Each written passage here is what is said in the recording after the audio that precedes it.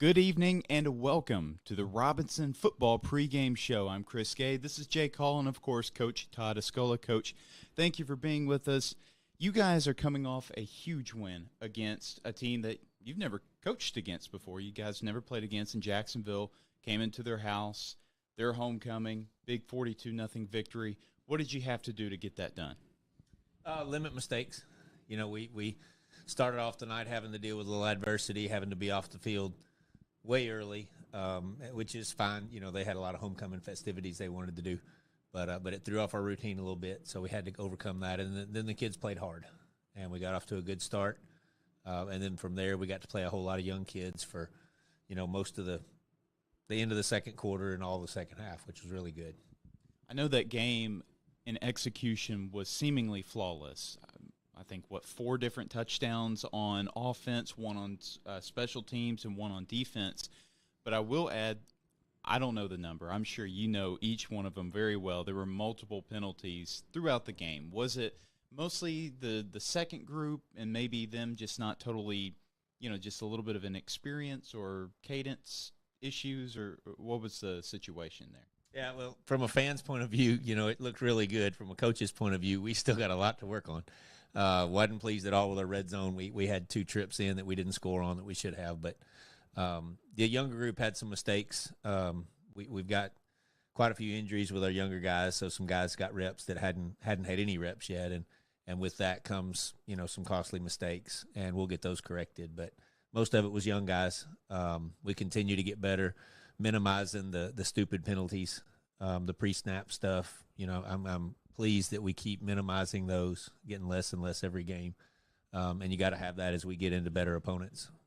Now, you had mentioned last week as the PA is getting ready for, I guess, football, but there had been some injuries and some illness. All that cleared up now, or what's the situation there? No, we've still got some kids that are banged up that will be having to rest, and so that provides an opportunity for next up. And that next up mentality. So you'll still see some kids in tonight's game that, aren't the quote regular starters that are going to have an opportunity to show us what they can do. And hopefully we get those other guys mended up and back healthy and back with us. Now, one of the guys that was sort of the leader of the second group is quarterback Reese Simpson. We got to see him a lot more than we did when you guys took care of business against Watson Chapel. I know he had some good things, and there were some things that he can always improve upon, but what impressed you, or what did you see out there from Simpson? He just got so much potential. He played the second half Friday night. Monday night we played a JV game here against Sylvan Hills. He played really, really well. Had a great, fourth quarter touchdown pass to win that game. And so he's just a young, talented sophomore quarterback that's going to get better with reps. And that's, that's probably the biggest upside. He's got a strong arm. Did a great job in junior high. Obviously, the speed of the game, going from junior high football to top 5A level is a pretty big jump. But he gets better every week. I know getting experience for those young guys is invaluable at times, especially with adding being able to count on that depth of your roster. That's a huge thing. But that you can't do that without being able to get 2 shutouts in a row now in a very tough conference. Maybe if you want to touch on just how your defense has been playing. I know you guys had 4 turnovers last week. That's very impressive. Yeah, well, we came into the year knowing our defense was going to be really good. A lot of kids back from last year, really fast at every position. And so we had really high expectations for them. And the last 2 weeks, they've not played perfect, but they're playing better. And they're playing better in the red zone and causing turnovers. And that's huge. Getting a block punt last week, that was the first block punt of the year. That was big. But they just fly to the ball, and they're so fast, and that's what. And we've developed depth. We've got depth on the defensive side of the ball at multiple positions, and so we stay fresh and stay healthy. We're going to be tough to contend with. Absolutely. I know with special teams, often a forgotten part of the game, and it seems like you guys have been improving on that every single week, and that's something that can really help you guys later on down the road in the playoffs for sure. Yeah, I think our return game is probably as good as it's been in a long time. Kickoff returns, I don't know what we're averaging, but we're starting about midfield or past midfield. If anybody kicks it deep to us, which you've seen the last 2 weeks, they're not kicking it deep to us. And that's a compliment I wouldn't kick it deep to us. We've got 4 guys back there we can put that can take it to house. So, but if you kick it deep to us, we feel like it's an offensive play, and we work really hard on our schemes, on our return game, and then punt return. The last 2 games, Mello has done a great job. Deuce has done a great job back there. If you punt it, those 2 can go to the house. And so we feel really strong about our return game. And then, blocking a punt was huge, because when you put pressure on the punter, now you're going to force the other team to really think about that. And then our coverage game, we've still got to get better at it, but we're improving on that. We do get John Tate back this week, and so that'll be nice. He'll be limited, but you'll see him kick for the first time this year. And that's an immediate change. And Will does a great job, but there's just something different about John's leg. And so we're going to let him kick a little bit this week, ease him back into it. And so that'll make us that much better in the kicking game.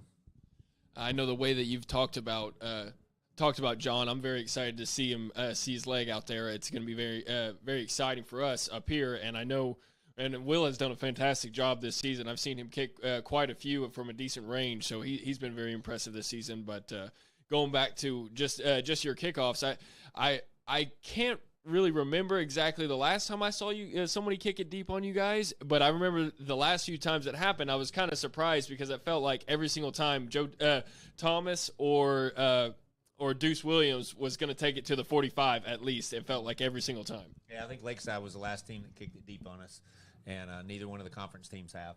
So it'll be interesting this week. I don't think Whitehall will kick it deep to us tonight.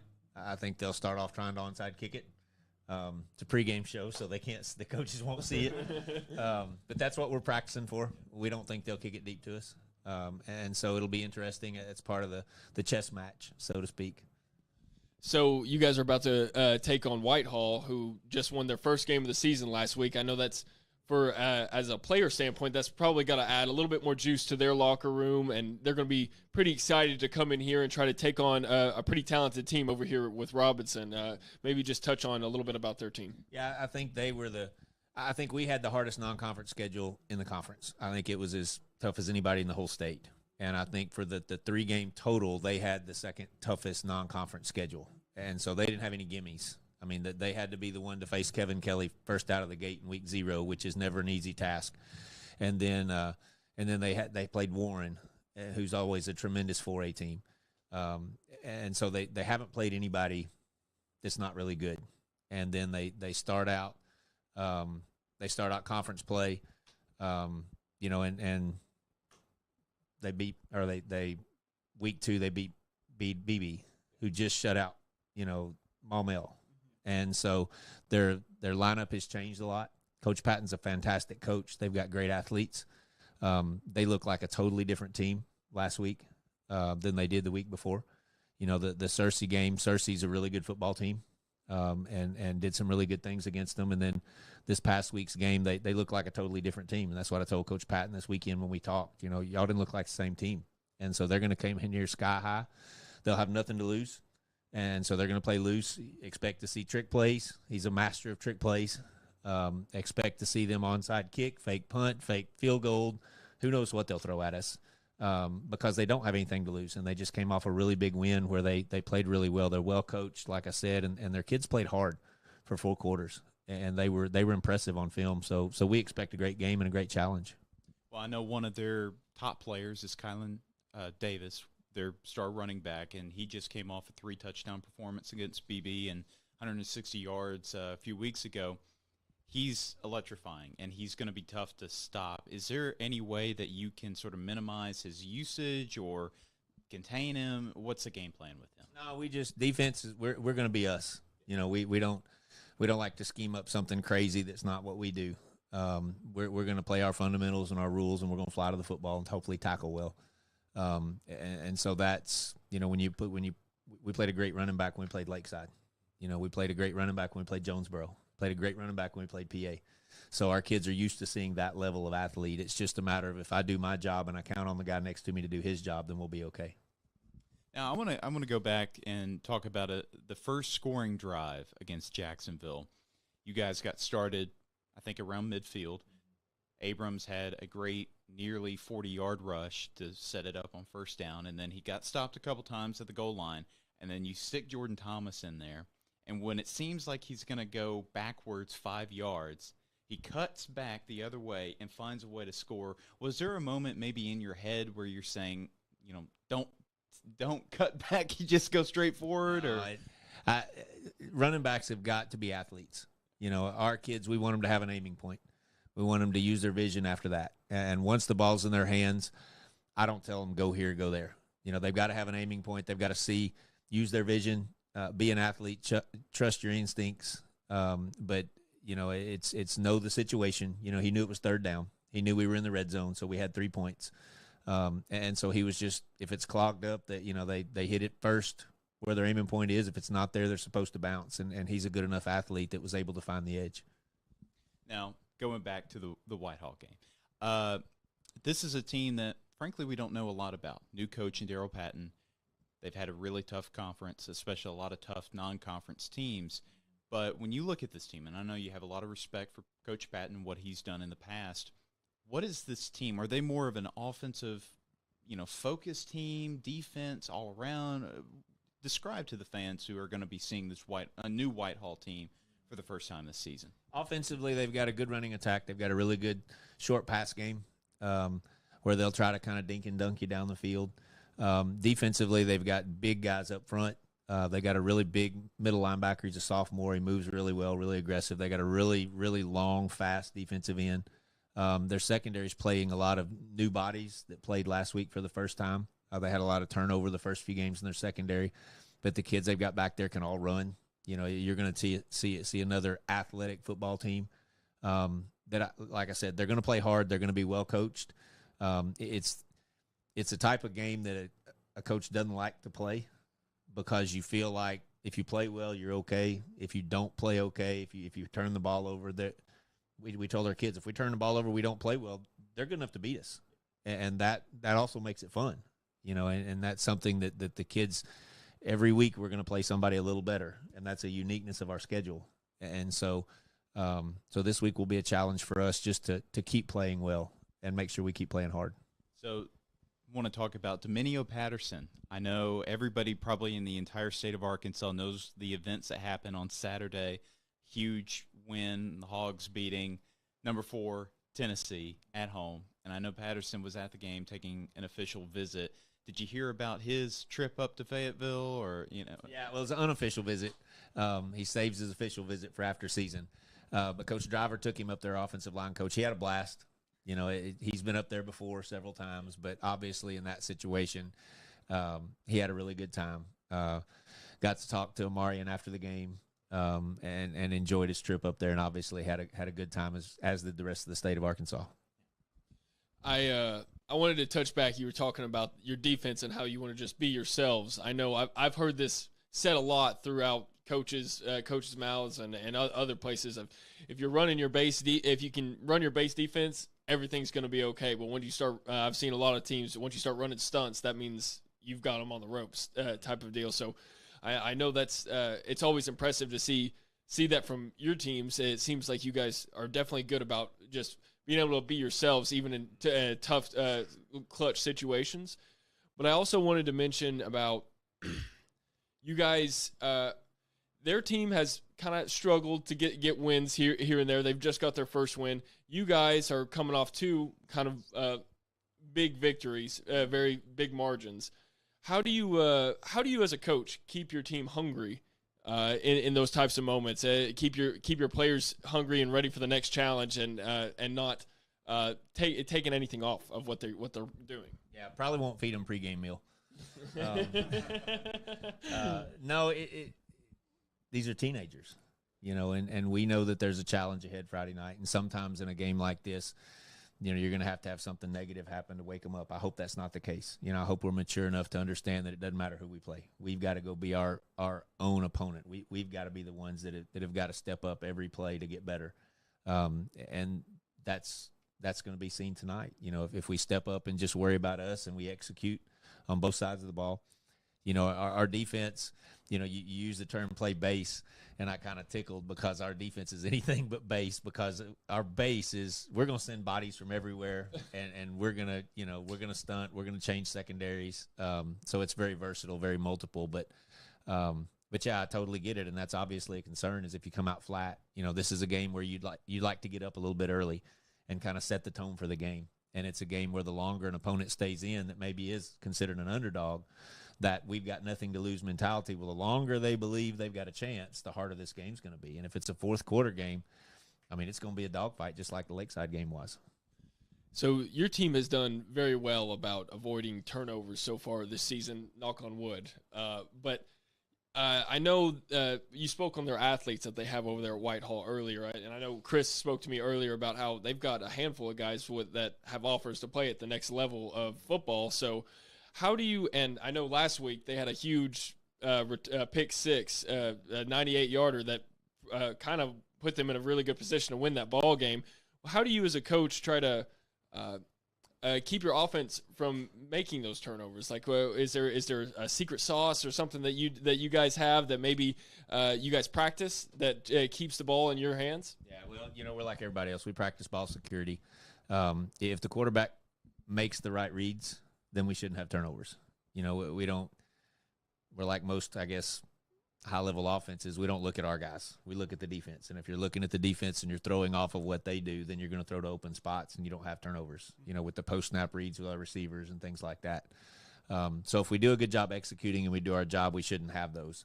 And then offensively, the guys have got to just know to protect the football. And they've done a great job with that. The one fumble I think we did have, we jumped right back on it. And so the kids, we're intentional about it. We know if we protect the football, we're hard to beat. And so, if there's 0 turnovers at the end of the game, somebody's going to have to play really good to beat us. My last question, just about the conference overall. With the exception of you guys, it's kind of been an odd year for the conference. You guys 4-1, but expected to be at the top and to handle business thus far. But teams like Maumelle, Pine Bluff has been kind of a shock. And I know you don't look every week at every team. You pay attention to the ones you're going to play next week. But what has been your view of the 5A Central overall? A lot of parity. I think there's probably 6 schools, no disrespect to the other 2, but there's probably 6 schools that could beat anybody on a given night, depending on how you play. If you don't play clean, you have some turnovers. Any of those 6 could beat you on any given night. I think Searcy's playing really well. Pine Bluff's defense is fantastic. They're really strong. Maumelle's got a lot of talented kids. Whitehall played a great game. BB obviously showed they can play. They're a lot like Whitehall. They're going to play really, really hard. They're going to be well coached. And so there's a lot of parity. And if you don't play well, any of those teams can beat you, and that also makes it fun. Jake. Well, that's going to do it for the Joe T. Robinson Football Pregame Show. Back to the field.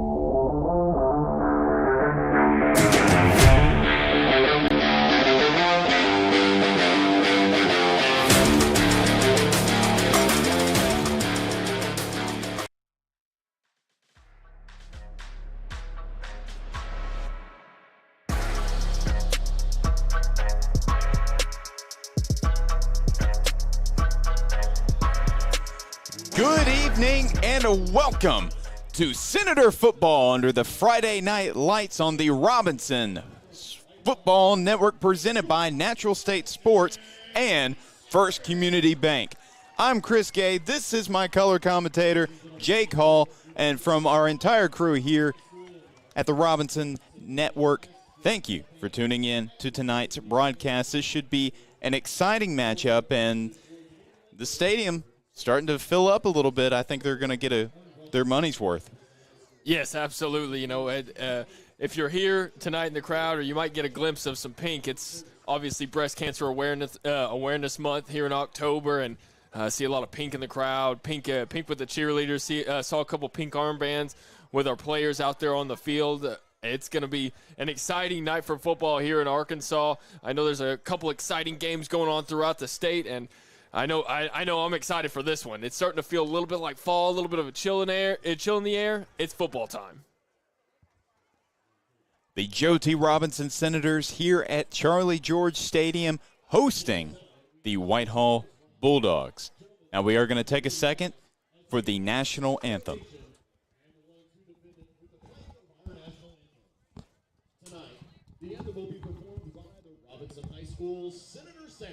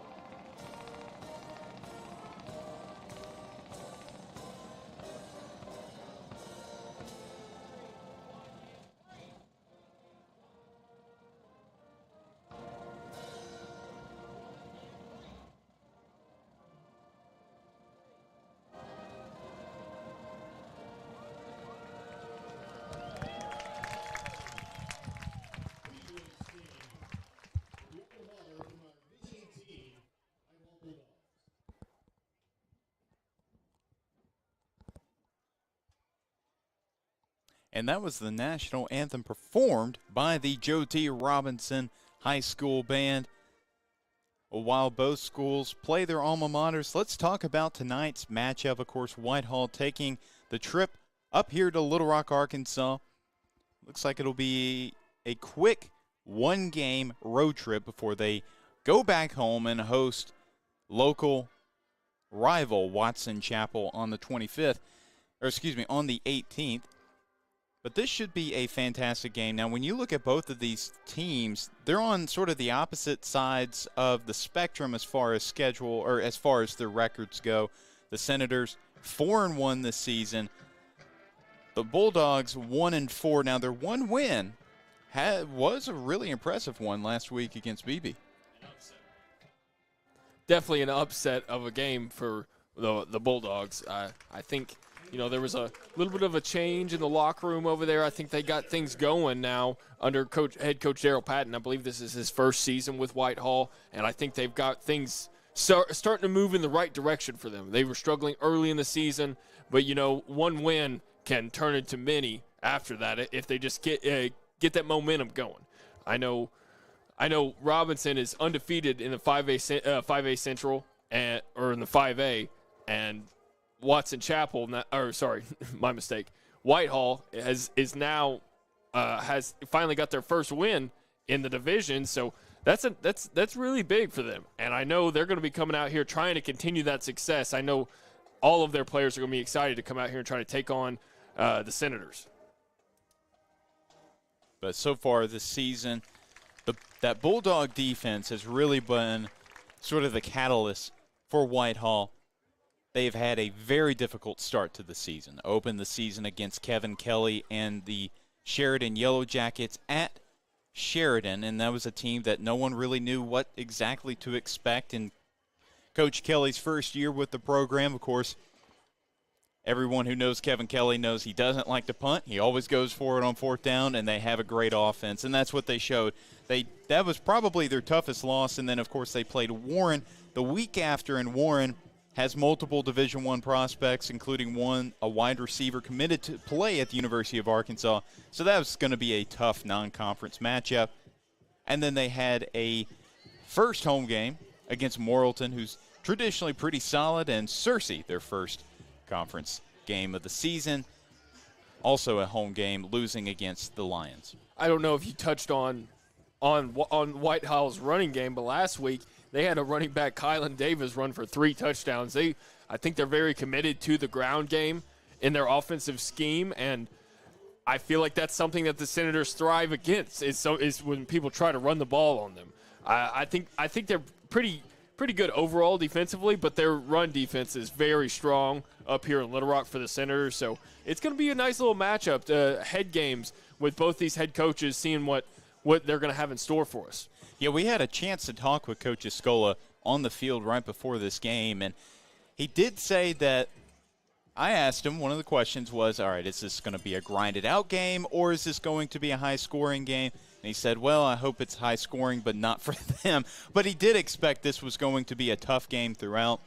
Don't let don't let the records of these two teams fool you, because Whitehall has played all 4 quarters competitively and, of course, upset the BB Badgers last week, which was really, unfortunately for Avery McMullen, our director, that's his alma mater, but unfortunately, they are still having a good season. 3-2, not bad at all for a team that really wasn't expected to do as well to start the year. But this Senator team has been on a roll the last couple of weeks. They have not allowed points since their 3rd game of the season against Hot Springs Lakeside. They have had 2 back-to-back, a 49-0 and 42-0 victories over Watson Chapel and Jacksonville, respectively.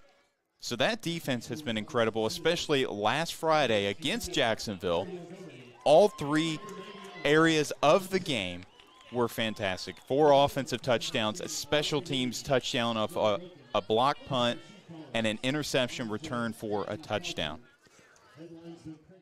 Yeah, I wanted to just touch on maybe a couple of the other matchups going on in the 5A Central Division. One game that I'm going to try to keep an eye on is Pine Bluff at BB, as the Senators will be taking on BB at home next week. That should be a interesting matchup. I'd like to see how Pine Bluff fares up against them. BB's a very talented team. I think they kind of got an upset last week against Whitehall. Definitely a surprising win for them. So I think that's going to be the Senators' toughest game up until this point next week. So that's one to keep an eye on. Another game in the PCSSD realm, Maumelle defeated Watson Chapel last night, actually, 50-12. So that was a nice win for the Hornets over there. They've kind of been having an up and down season. It feels like very up and down. Now at the center field, not sure who won the coin toss, but John Tate and Ari Montgomery, the 2 seniors on the Senator team, were out there for the coin toss, along with 3 Whitehall players. But the interesting thing is John Tate, and this is not this kicker that's been kicking all year long. That's his brother, William Tate, number 98. But number 99, John Tate, had been the starting kicker here at Joe T. Robinson the last couple of years. Unfortunately, he's had back-to-back years with an ACL tear because he also plays soccer in the spring, and this is going to be his first game active with the Senators. And there are the Senators running out onto the field.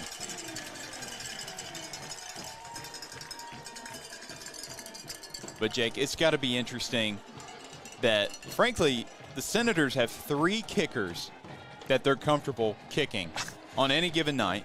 Grant Shredder III, but both Tate brothers are going to be really competing for the starting spot for the rest of the season. And it'll be interesting to see how John Tate recovers. He's still wearing a brace on his knee. And, of course, it's always difficult to come back from an ACL tear, especially your second ACL tear in just about a year. You know, if you're Coach Todd Escola, you've just got to feel like you're rich. You've got so much depth in so many different positions, at the running back position, on special teams with kicking, wide receivers, defensive backs. You've got a lot of talent spread across this whole entire team, and that's just something that if you're a coach, you're envious of.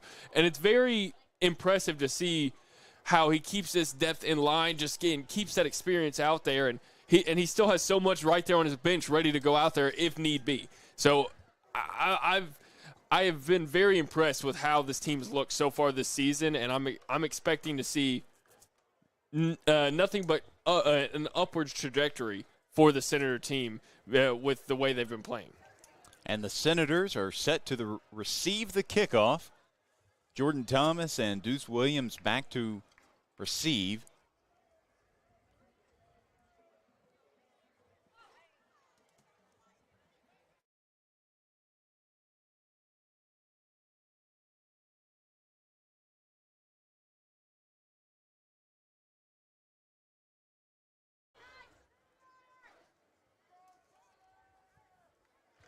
You know, I've never been a big fan of I'm not sure which one it is on daylight savings time. I like it better when it gets dark early. Maybe it's because I'm a night owl, or maybe it just means that football's coming. Oh, onside kick. Right away off the start, and looks like, by the way, the Whitehall sideline is reacting. They have the football to open this game up, which honestly is not as bad as them scoring a touchdown and them getting the ball right back.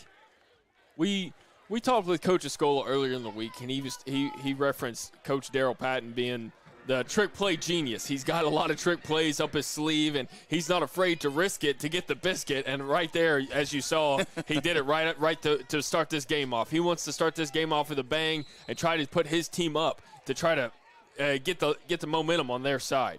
And I don't know if you folks remember Coach Daryl Patton. He was formerly of Fayetteville, formerly of Bauxite, formerly of Little Rock Southwest, and now he's ended up at Whitehall. He's a very talented head coach and a very tenured one in the state of Arkansas with high school football.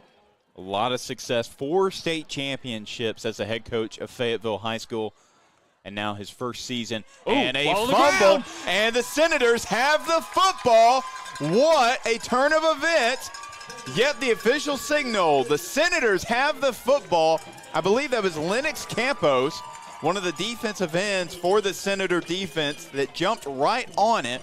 The quarterback and running back just could not get a handle on it on the handoff attempt.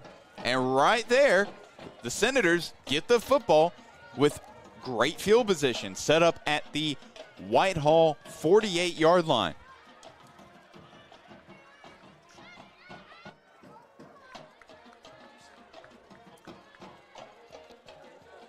Abrams in the backfield. Malachi Muhammad, who's really improved and come on late for the Senators. He's starting tonight at wide receiver, and now he's in motion coming from the left side. He gets the handoff.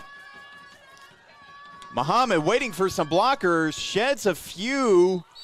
He gets maybe 3 yards on the jet sweep.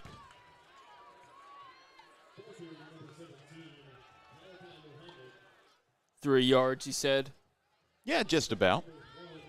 You know, I wasn't here for last week's matchup, but Muhammad 2 weeks ago made a couple nice catches. Yeah, he did. It was a very impressive addition. Seems like he's starting to work his way into the starting momentum of this offense. Ooh, Braden, quick pass. Outside to Pettis. Pettis trying to make somebody miss. Doesn't get a lot, but does make it third and very manageable. And Jake, I was just thinking about this on the way here. This is our first game, our first broadcast since calling this game together since Hot Springs Lakeside back in September, whenever it was. We both had conflicts and schedules in the previous 2 meetings, and it'll be like that again. You'll be flying solo, or you'll be in my spot next week as well. Abrams, I think he's stopped before he gets right at over. The line of scrimmage. Of course, they have really good field position. It looks like Escola is going to leave that offense out on the field. Pettis and Charles Petty, 2 of the receivers coming into the ball game. You can see Coach Patton's really got his team ready to play here tonight. So the Senators might be in for a dogfight. So let's see what happens. I'm excited to see a good game here on Friday night. Empty set for Braden. 3 receivers to the right, 2 to the left. Looking right. Oh, he's going to take it himself. Nice decision. Braden, and he slides down. Tyson Braden, not known as a dual threat quarterback, but he shows off the wheels right there. Nice little 7-yard scamper from Braden. He looked down the field, and he immediately just took off with it. He saw the hole, and he just went for it.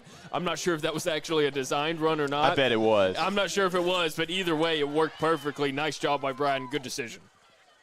2 receivers either side. Abrams. And it's a pass outside to Grimes. Grimes spins and doesn't get a whole lot, maybe 2 yards on the reception.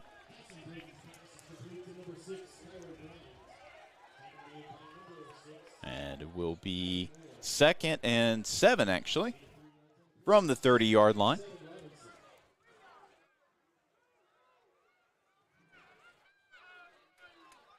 Interesting thing to note for the Senator offensive line, a new right tackle, Jaden Boston, as Ryan Nolan's still out dealing with either an injury or an illness, as that was Petty on the reception, gets maybe a yard, lost his helmet. When we were down there on the field earlier, Charles Petty, man, he is a specimen. He is so tall, and he's got some size to him. He's a very impressive guy to look at, especially being a wide receiver like that. He's the type of guy that can go up and snag you one for sure. He's got the size to do it. It doesn't even seem like it. He's 6 foot, 185, but he has just superior athleticism and really adds a different element to this offense. There's a lot of speed demons in that wide receiver room, and just a little bit different with Charles Petty. Braden, oh, he's going deep, finding his man Muhammad, touchdown, Senators! Right. And the Senators draw first blood. Wow. Muhammad, we said his name Malachi earlier. Muhammad, his 3rd receiving touchdown on the season. There go the fireworks, and did not expect that. I have to admit, we have not run the ball with a running back outside of Braden in this ball game. And another interesting to note, John Tate is on for the First Community Bank extra point attempt. It is up and it is good. So John Tate cashes in on the extra point attempt. And let's hear about it from our sponsors. Here at First Community Bank, we believe that investing in our communities provides us all with a brighter future. And it's something we've been doing since we were founded in 1997. We're proud to support the Senators in everything they do, not just because they're great athletes, but because they represent what makes community so special. People coming together to work hard and make something amazing happen. When you bank local, everyone wins. Go Senators! First Community Bank, where community comes first. Member FDIC.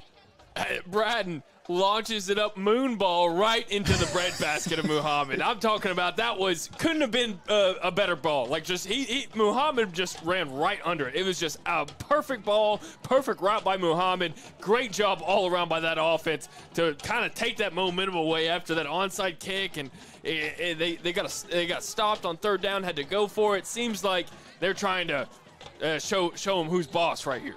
And he was tracking that ball perfectly the entire way. And Braden had so much time. That offensive line did a great job holding for him. And now here's John Tate on the kickoff attempt. That's going to be boomed into the end zone for the touchback.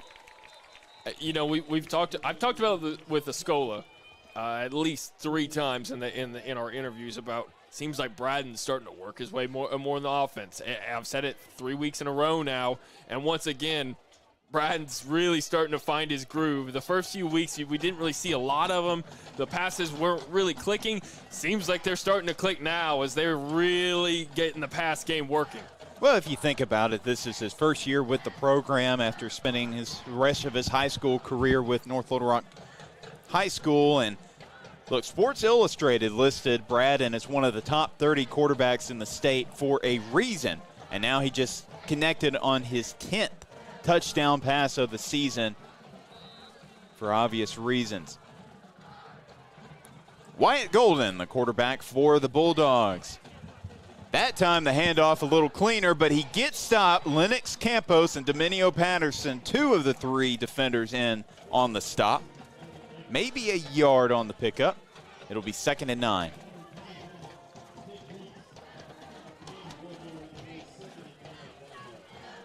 Of course, we did talk extensively during the pregame show and right before kickoff, but the star running back for the Bulldogs is Kylon Davis. Has just had an impressive season. 160 yards against Morrilton a few weeks ago, and he's going to be stopped again, and 3 touchdowns last week in the win over BB. Yeah, he had an impressive night last Friday night. It was something that the Bulldogs really needed, a spark out of their offense. And when you're coming off all those losses in a row, you're looking around the locker room like, who's going to step up? Who's going to step up? Well, it was definitely Mr. Kylan Davis. He stepped up big time for them last Friday, and he's trying to do it here again. 3rd and 6 from the 24-yard line. Golden in the gun. Looking left, looking for his man. He's got a man open for a first down. That was a nice route right there. Good route and good job by their quarterback to really hit him right when he needed to. That was Chris Joe, last year's, or the team's leading returnings receiver from last year's squad. He's picked up an offer from Arkansas Monticello over the summer, but there is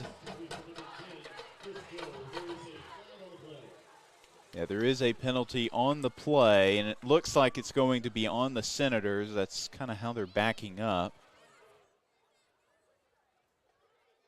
Let's see what the official ruling is. White Hat still discussing. Appreciate everybody tuning into this broadcast here tonight. If you wouldn't mind hitting that like and subscribe button here on our YouTube channel with the Robinson Sports Network, everybody on this broadcast would really appreciate it. And I'm sure your Senators out there on the field would also appreciate it, supporting them. We really love bringing you guys this action every Friday night. So make sure you tune in every Friday and keep an eye on basketball season as well, because come basketball season we will also be live for that and baseball. We love bringing you these athletics. Well, that roughing the passer call certainly hurts the Senator defense, helps the Bulldogs out a lot, even though they already had the first down. 2 receivers either side. Adams behind his quarterback, now moves to his right. Adams going up against a 4-man front, and a respectable carry on first down. Gets maybe 6 yards on that carry. It's about 7. Nice little RPO action by the Bulldogs leads to a big gain for them. They ran that RPO play very well. I was a little fooled. That was kind of picture perfect for the Bulldogs.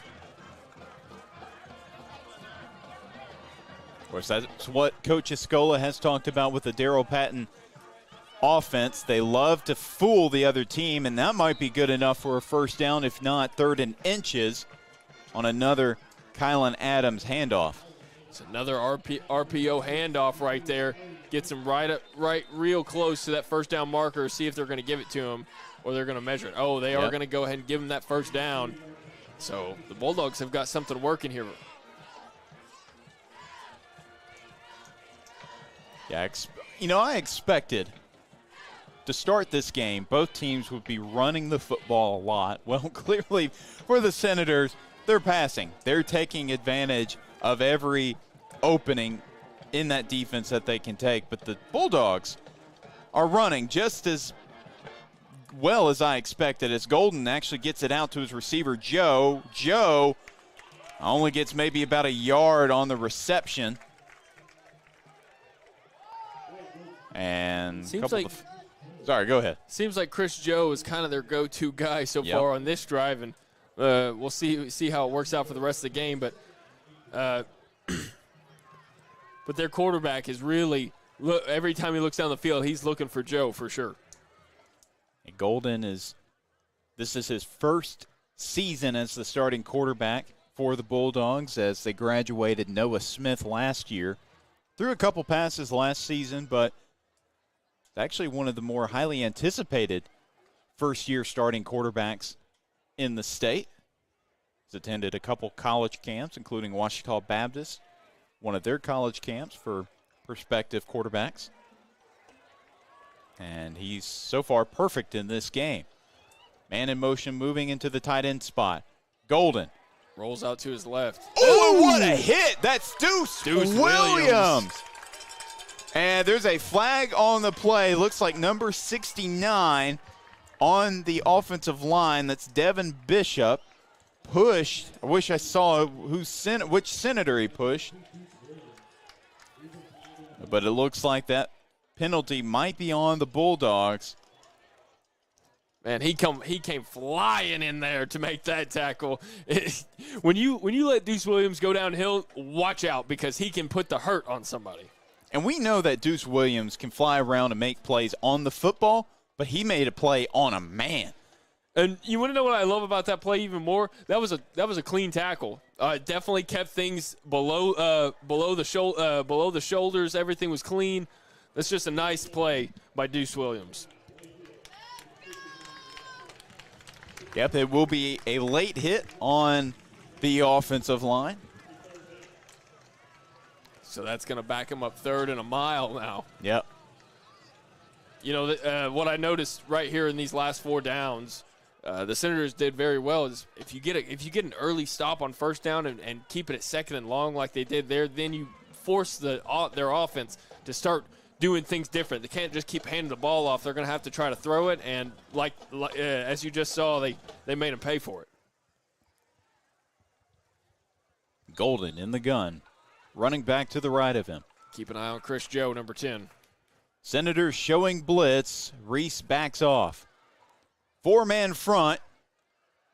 And it's going to be multiple Senators, including Lennox Campos getting to the quarterback. Darnell Clark also in there to make the tackle, and Cam Harper in there to help out as well. Campos coming in there and setting up camp in that backfield. He is saying, no way, no how. This is my camp. These are the Senate chambers. Get out of here.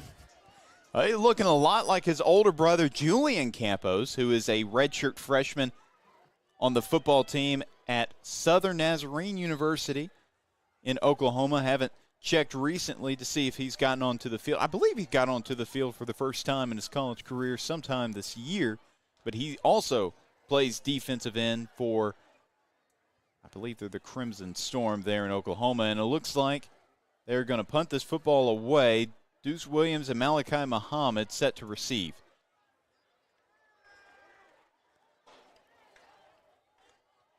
And it's Golden with the punt. There are whistles down. There was a lot of movement on the kicking team right there, and we saw the false start signal from the official, so that's going to push them back 5 more yards. You know, there was a lot of movement in that backfield, and you know, what they're trying to do there is trying to fool the defense and lull them to sleep. When you start moving them around like that, maybe they can pull off a fake somewhere later on down the line in the season. You know, you start getting used to all that movement. Golden, a low punt, and that bounces out of bounds about the 32-33-yard line of the Senators.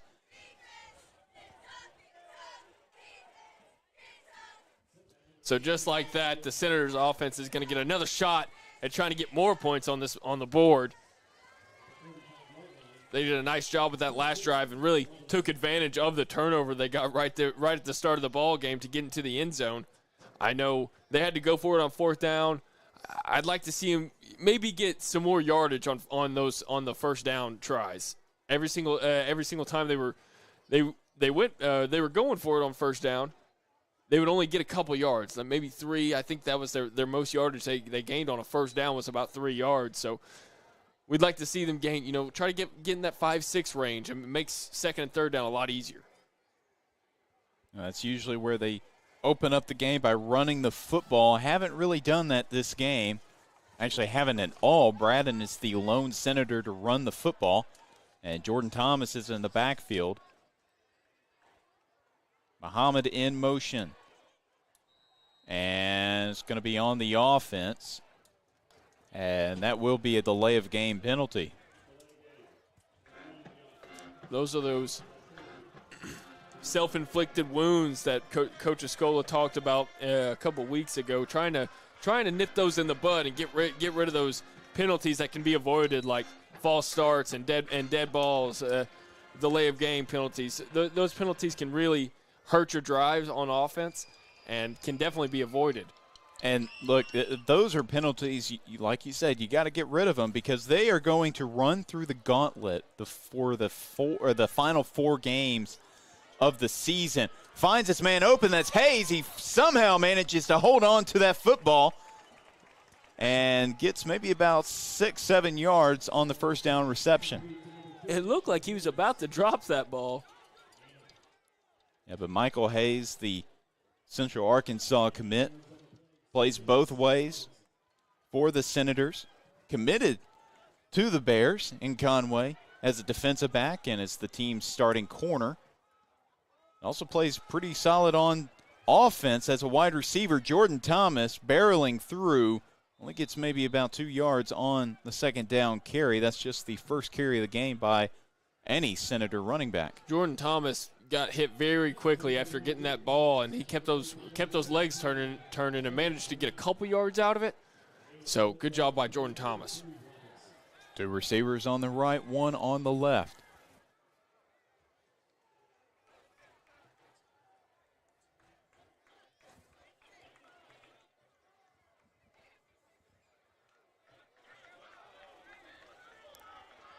It is 3rd and 3 from the 42. Hand off to Thomas. Thomas, he gets the first down. Following his blockers, great blocking, especially by Lennox Campos, who starts on the defensive side of the football, but also comes in and plays some fullback, tight end, whatever you need him to do, he's going to go in and block. And actually last season, he even played a little bit at quarterback. So he's kind of a do-it-all defensive end. Nice job by Thomas. You know, they can just keep throwing backs in there until they find one that'll work. Just keep switching up, changing the pace up because they have totally different running styles, Abrams and him. Braden, back to pass. Pressure coming. Ooh! They strip it, and it looks like the Senators do fall on the football around the 40-yard line. Braden found his man, but had no idea that there was a guy coming right at him, unblocked. It looked like that was Xavier Wallace. That's a dangerous play right there. If you're the Senators, you're lucky to come away with that ball. That was a nice job by that edge rusher for the Bulldogs to get around there with some speed and break that play up. It was either number 1, Jacoby Edwards, or number 7, Xavier Wallace. I couldn't quite tell, but regardless, it was actually an offensive player making a huge play on defense. 2nd and long. Braden going deep, finding his man. That's Todd. Todd with the catch. That's going to be close to the first down marker. Yep, just about 2 yards from a first down. It was a nice dart of 13 yards on the second down throw. So 3rd and 2. That was a nice job by Braden. He threw that. He let go of that ball before before Todd had turned around to see it coming. So nice little connection that those two have out there on the football field. Pettis and Petty on the left side. Hayes and Todd on the right side. Deuce Williams in the backfield for the Senators. Michael Hayes in motion. Braden back to pass, looking for Todd, and could tell that was not the correct route. I think he was thinking. I think Braden thought it was going to be a stop route, and Todd just kept on running. But Dominio Patterson's going to have to take a play off. So it looks like number 70, Fisher Taylor, is going to come into the football game on the offensive line for the Senators. And it looks like he will be playing right tackle, and Boston will be on left. I'm seeing a lot of man coverage from this Bulldog team. Oh, we're going for it on 4th down. I like it, Coach 4th Escola. and 2 from the 46. Braden, and that ball is batted down. And we have some Bulldog coordinators to the right of us up here in the booth, and they're pretty hyped up about that play. They get the football at their own 46-yard line. If you're Coach Escola, that's the right move. You're kind of in no man's land. That's way too long of a field goal. I don't know if I'd want to punt it right there. No, it's too short. You got to trust your offense. Your offense has been working for you. You've been able to get those short yardage plays. Unfortunately, it gets batted down, and now the Bulldogs are going to come onto the field. But I think that was the right decision overall. It's the ESPN analytics that say like 7-5 or less, you go for it. I see that all the time on the college games, and that's a perfect go for it. I'm not much of an analytics guy. I'm a vibes guy. And that was the vibe. That was the vibe. That was the vibe. It was still good. Like you said, still a good play call. Three receivers on the right. Expect a run. Hand off to Davis. Davis tracked down. Tank Reese and Dominio Patterson in on the tackle. That's the second time Patterson's helmet has flown off. I think he needs to tighten that one up. It's Ari Montgomery coming in at defensive tackle for the Senators.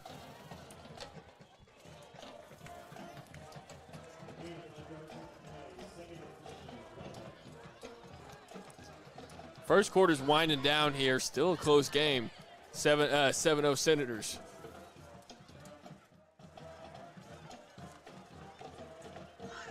They're showing blitz, and Davis took a couple Senators for a ride and gets the first down. Actually, that was Xavier Wallace, on the first down run. Fresh legs come in there and carry a couple Senator bodies a few yards, and that gets them a first down. Yeah, Wallace had 102 rushing yards last season as a sophomore in this Bulldog offense. And he's been able to benefit a bit as Kylan Davis's backup. The Senator side of this field is packed out. A lot of fans here tonight. Yeah, Bulldog side is respectably I'd say filled it's up. pretty full Yeah, for it's travel, not bad. No, for a not bad traveling at all. team. Hey, nothing will beat when Joe T went to Pulaski Academy and played them. It was standing room everywhere. And that will bring it to a close for the first quarter.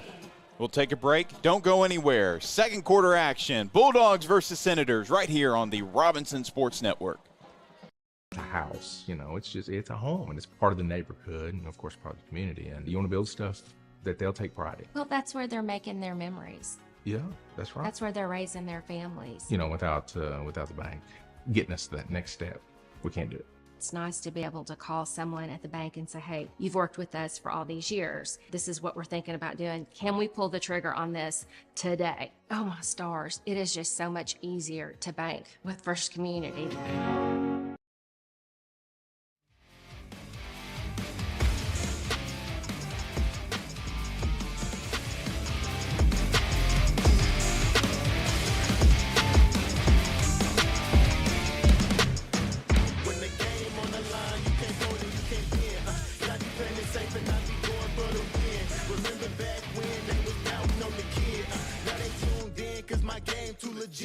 Stayed down, remain humble, and I made it work.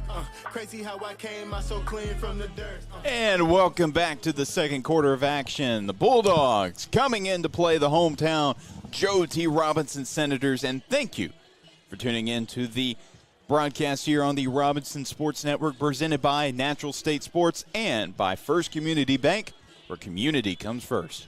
These Bulldogs have came to play after the quick turnover right to start the game. They are not lying down. They are going to they're keeping this ball game up for sure. Man in motion. Fakes the handoff, and Doucette caused that incompletion there. It looked like Caleb Doucette almost had the interception. He might have had a finger on it. And the receiver, Chris Joe, just sort of bobbled it.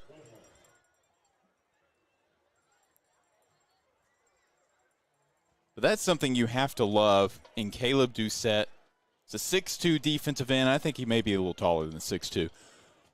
But he has some hops, and he can get up and bat some balls down. Him and Dominio Patterson have both done that this season, and it's really been very impactful, especially in late-game situations.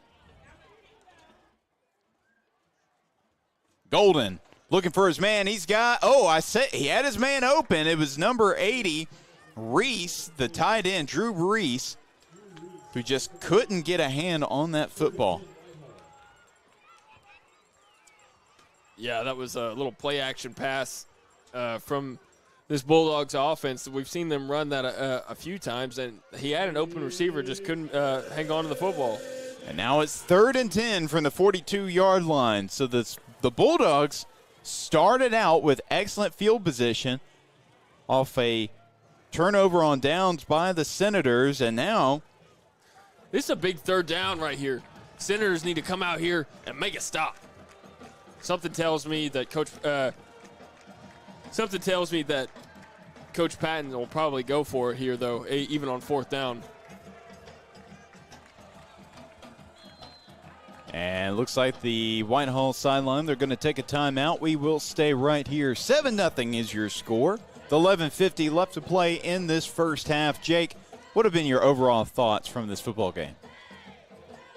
Whitehall came to play. They're giving the Senator team a challenge. They're not backing down. You know, they're giving up a few plays here and there on defense, but as a whole, they are really bowing their neck and trying to make an impact on this football game. I think the Bulldogs defense is running a lot of man coverage, and that's kind of causing a little bit of a disruption in the passing game for the Senators.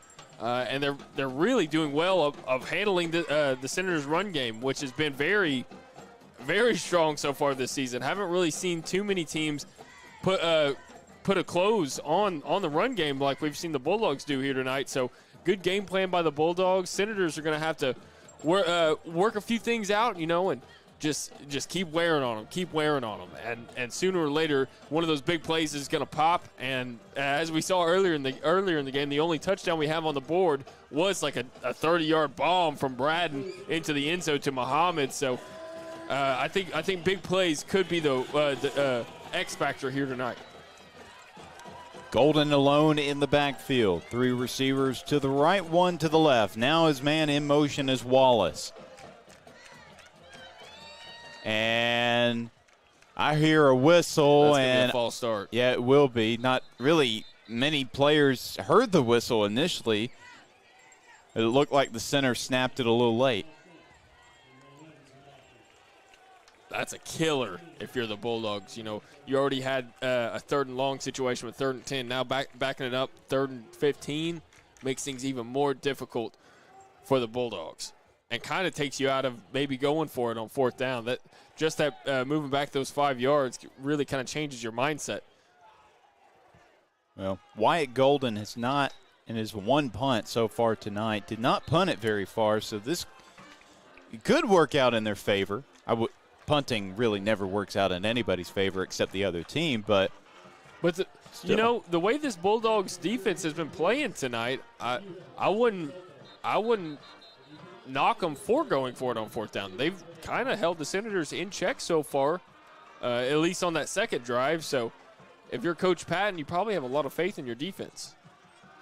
Not really sure what's going on here. The defense for the Senators is on the field. The coaches on the Senator sideline are calling for the clock to go. Was that a free timeout? I'm not really sure what happened right there. As the Bulldogs were able to talk to the sideline, and now the clock is ticking at 10, 9, 8. Play clock clicking down. And they're probably going to take a delay of game penalty here. Oh, no, they just snapped it just in time. Golden running, going deep. Picked off. It looks like it's Deuce Williams on the interception. Running back, waiting for blockers. He's dangerous. Williams finally gets brought down at the 49-yard line. Wow, what a return and what a pick. That was sort of an offensive disaster in my opinion because they almost took a penalty there on delay of game. I'm not sure what happened. To be honest with you, I think he threw it past the line of scrimmage. I think the quarterback got I think he might have been just a hair over the line of scrimmage when he threw that football. So, but I'm not gonna knock it. Either way, we get the ball and don't give them a chance to get on 4th down. That was just an odd offensive possession for the Bulldogs, and now the Senators set up in prime position. They marked him down at the 47-yard line. So empty set formation once again. Man in motion is Todd. Braden. Over the middle. And he was looking for Todd, but that is an easy pass interference call.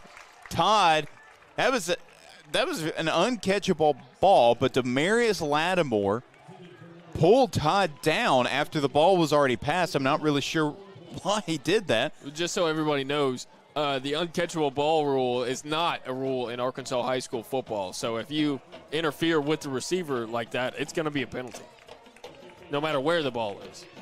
So the Senators will benefit from that penalty and will have the automatic first down and be set up, looks like at the 38-yard line of the Bulldogs. So again, kind of another costly penalty on the Whitehall side. Handoff to Williams. Oh no, Braden still got the football. Braden, and he gets hammered by 3 different Bulldog players. That was an interesting play call there. It was an interesting play call. I'm not sure if he wanted to keep the ball. I'm not really sure. I'm not really sure what that play had in store for it. Again, Braden is a phenomenal passer, not known as a runner. That's only his 6th rushing attempt on the season, had only 16 rushing yards coming into this game. Well, probably 17th because he had a 7-yard scamper. Right. Well, coming into this football game, he did have a few yards, but going deep for his man. And pass interference. Pass interference. He was looking for Todd again, and looks like it'll be Ivan Moore picking up the penalty. So as you can see, they're running man-to-man defense. When you're running man-to-man defense, you have to really rely on the athleticism of your defensive backs. But when you do that, you get penalties like this. We've gotten 2 pass interferences now called against the Bulldogs on this drive. That's just what happens when you're depending on those defensive backs to do that. Sometimes that's going to happen. Yet the Senators will set up shop at the 23-yard line of the Bulldogs. So the Senators marching down the field, mostly off of just Bulldog penalties. Williams in the backfield. Handoff to Williams, and he'll get about 5 yards on that first down run.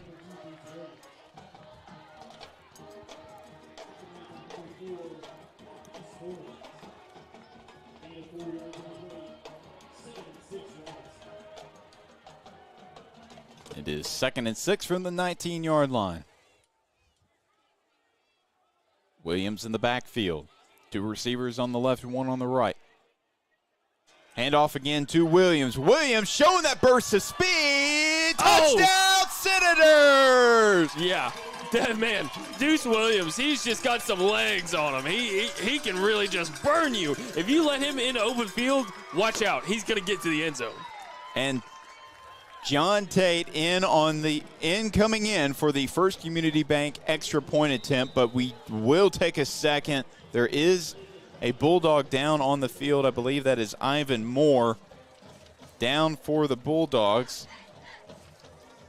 Training staff are going to have a chance to check with him. But what a running play, a scoring play by Deuce Williams.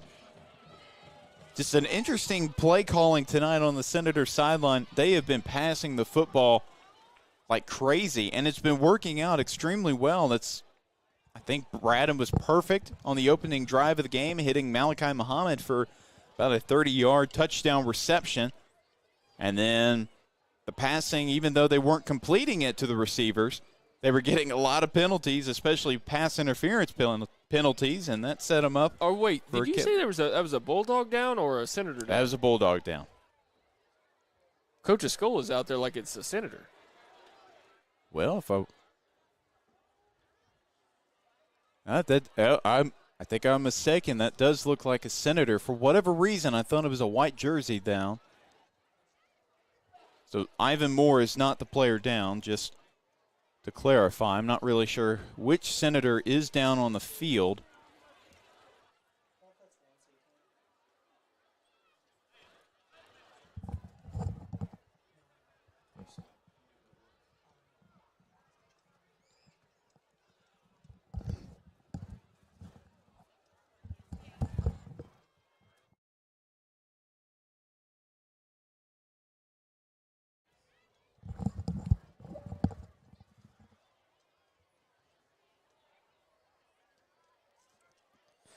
Not sure who that is on the field. Hopefully they're okay. I've reiterated this on a few broadcasts. It doesn't matter if you're on the opposing team or on the home or on the Senators. I don't wish injuries on any player. We want everybody to stay healthy out there on the field. We know all these student athletes work very hard over the summer and all those hot summer days practicing and really working to hone their craft. So I hate to see anybody's season cut short. So hopefully it's nothing too serious out there on the field for whoever that is. Well, while they are still being checked on by the training staff, we will take a quick break. We'll be right back with more second quarter of action on the Robinson Sports Network.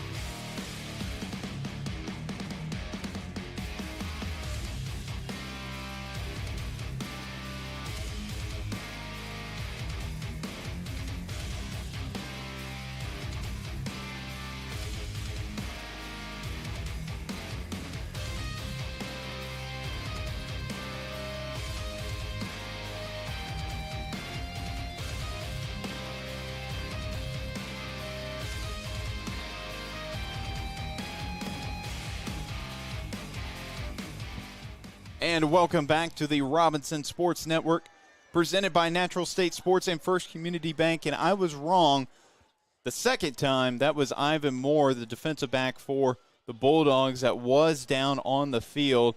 And he is up, and he is being escorted to his sideline.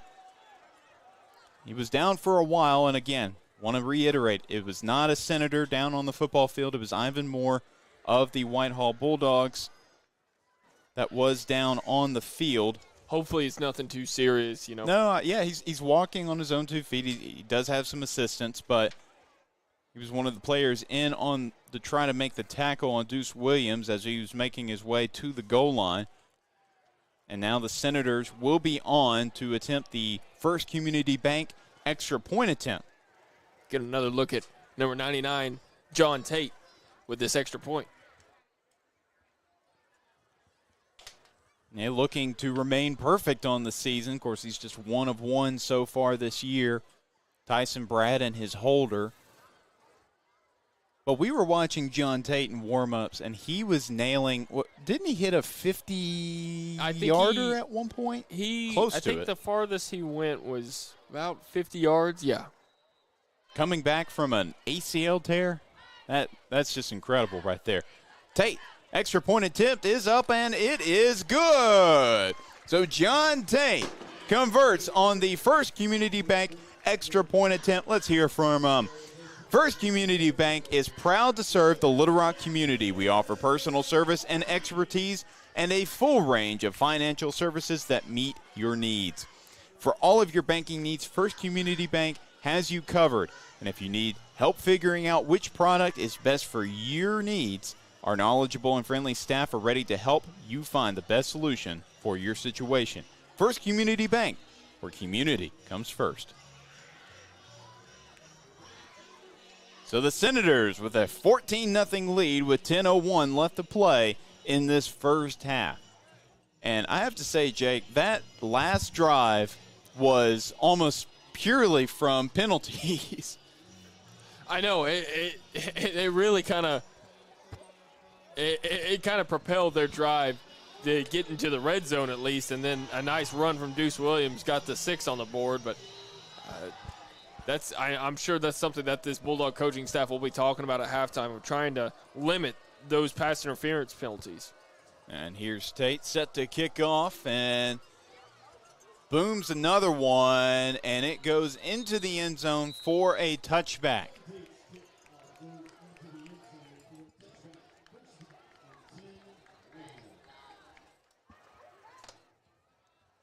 So the Bulldogs will set up at the 20-yard line.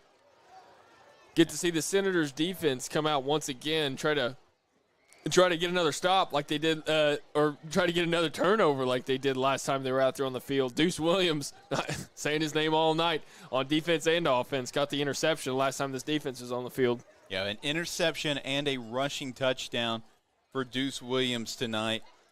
That's his 3rd interception of the year. I believe that is his 3rd rushing touchdown of the season. Might have more. No, that's his 4th rushing touchdown of the season. The guy has been racking up touchdowns left and right. And he has a fumble return for a touchdown as well. Davis on the first down carry doesn't get a lot, maybe 2 yards on the play. Group of Senators getting in there and shutting that one down. Montgomery and Doucette, 2 of maybe 6 players to make that tackle. I will say the Senators, whenever there is a player, whenever that ball is on the ground, it's everybody running for either the ball or the player. It doesn't matter. It's never just one player making a tackle. It's usually 3 or 4. So they are well coached on that defensive side, especially by Coach Tyler Updegrove. And first down reception to the big tight end, Drew Reese. And he had dropped a ball on their previous drive, and now he redeems himself with the first down.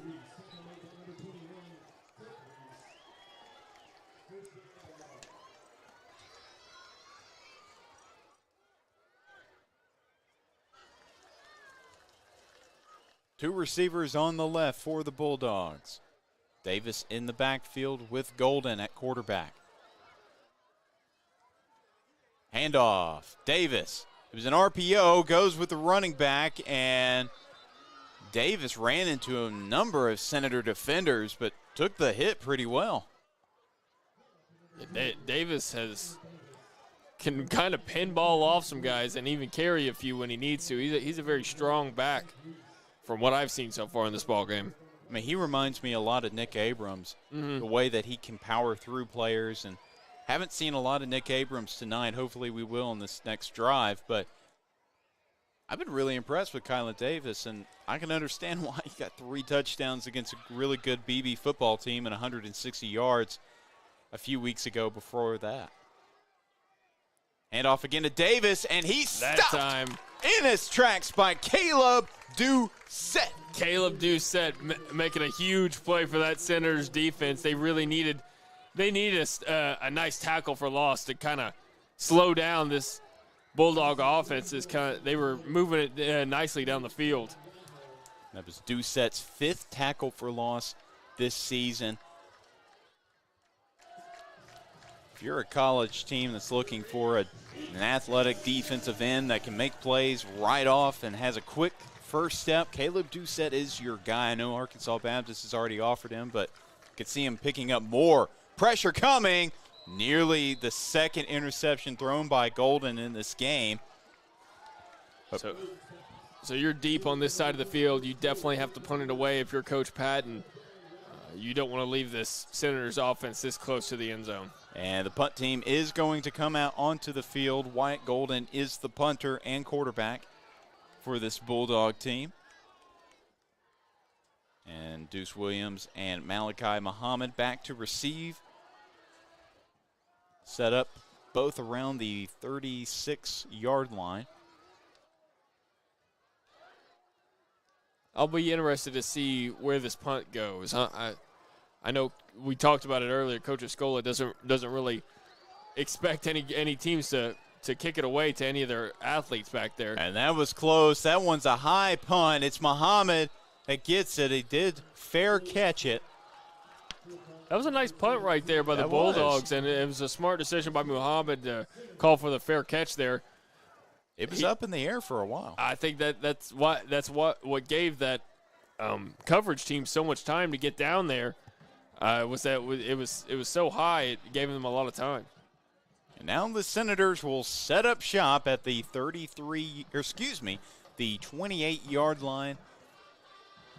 And it will be interesting to see how Coach Escola and this offense come out with 7:21 left to play in the first half.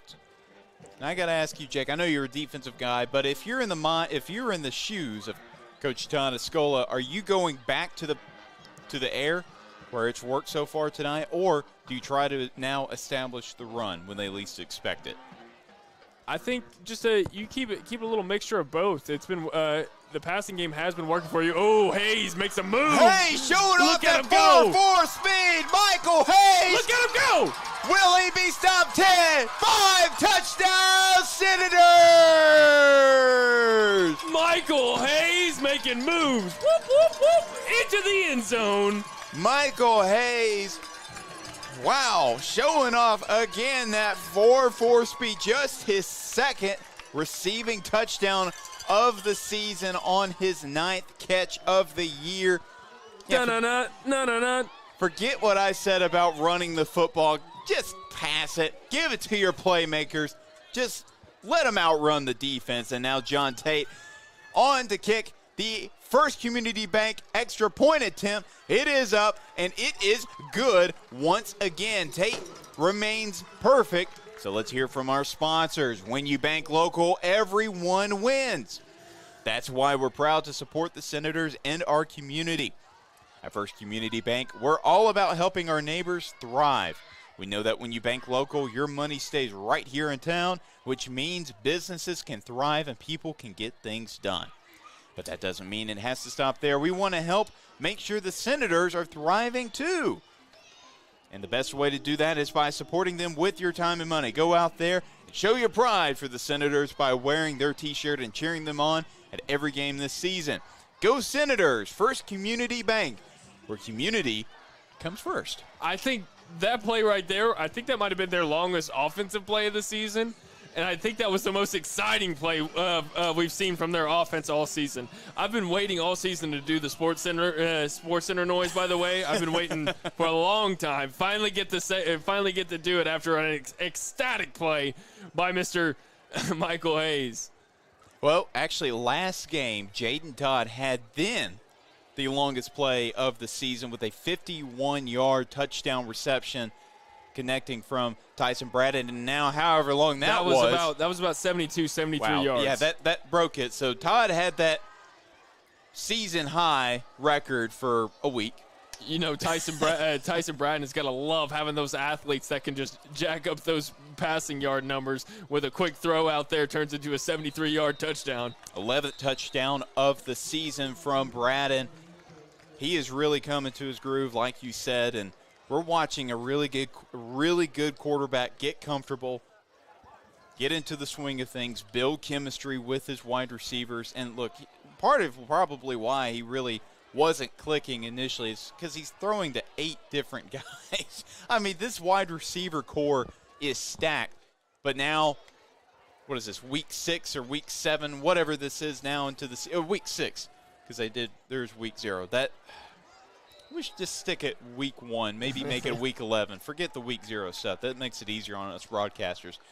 But still, amazing season so far from the senior quarterback Tyson Braden, and now the junior quarterback Wyatt Golden out there to facilitate this Bulldog offense. He pulls that one out on RPO, but pushed out of bounds by Josh Smith. Not before he gets a gain of about 8. Nice little scamper by Mr. Smith. Yeah, Golden, one of the big tests this season for this quarterback was, can he throw the football well? Everybody knows that he's an athlete, and that's exactly what Coach Patton was saying when he first took this job. quoted him I quoted him from Hootens. He said, he gives us an athlete who can run when needed. That is when it was needed on the RPO option. Golden passing now and a little high, looking for his man, incomplete. You know, I'm kind of curious when the rule change. You know, in the NFL, they don't stop the clock when you run out of bounds until the last 2 minutes of a half. And college has the college game has recently adopted that rule as well. I'm wondering if that rule may ever trickle down into high school athletics. Random thought of the night from Mr. J. Cole. 3 receivers to the right, the other way around. But Davis, and that will be good enough for a Bulldog first down. You know, that's what happens when you get a nice gain on first down. It really makes those second, third down tries a lot easier and a lot less pressure induced when you know you only got to get a couple yards to get the first down.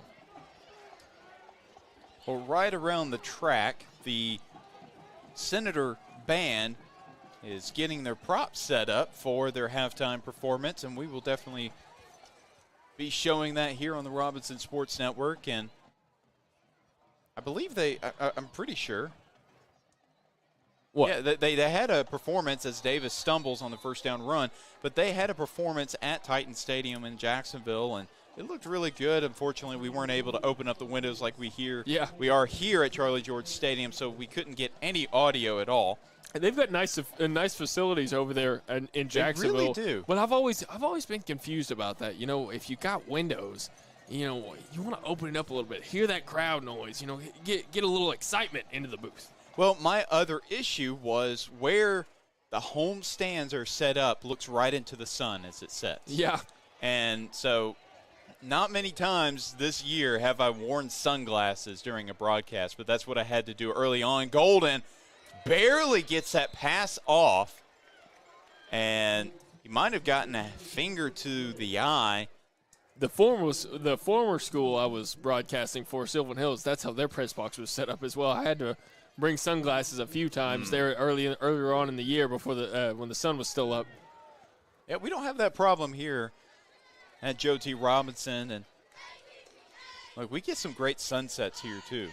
That is something else I have noticed. Once the sun is setting and the skies are clear, of course, it's pitch black now because, well, it's not even 8 o'clock and it's dark. But, you know, I'm planning on being out this way tomorrow. As I think I'm going to go climb Pinnacle tomorrow. So really, yeah, I haven't done that in a while. I haven't done it in a few years. I think me and a couple buddies going to go out there.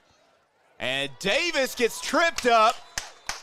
Let's see who that was on the tackle. Campos. No, that was Josh Smith coming flying over as the blitzing safety. Oh, like that's a surprise. Josh Smith, a great defensive player. It's just crazy. With defensive back getting back there so quickly. That was a nice job by him to really get back there and get a tackle for loss. And now the Bulldogs have a decision to make.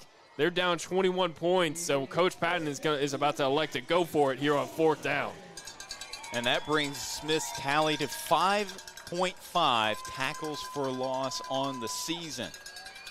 Just having another monster season for the Senators, and there's going to be a timeout by Joe T. Robinson. That will be just their first timeout burn of the half. We will stay right here. And yep, you know, they came out in that funky formation. Go ahead and call a timeout. You got them.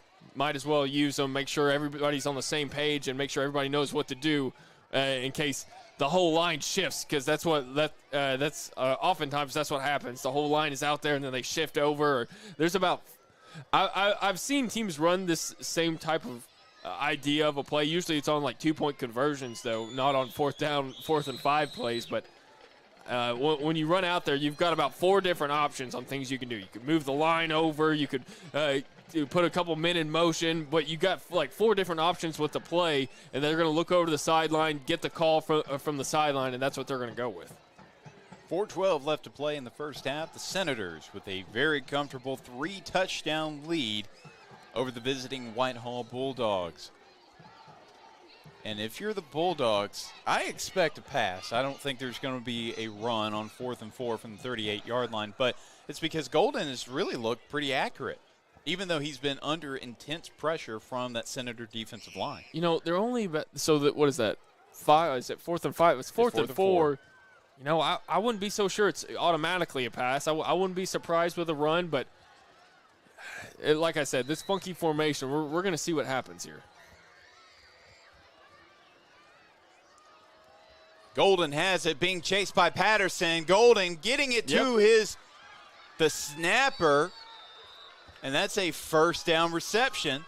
Those funky little plays, man, sometimes it's hard to figure it out, and I think there was a coach trying to talk to Dominio Patterson there. I think the reason he was talking to him is because Patterson didn't really get a good shove on the guy on the snapper. You said the snapper is the one that caught the ball. Yep, that was Kel McKintry. You want to get a good shove on him and disrupt that route and kind of disrupt the timing of that play.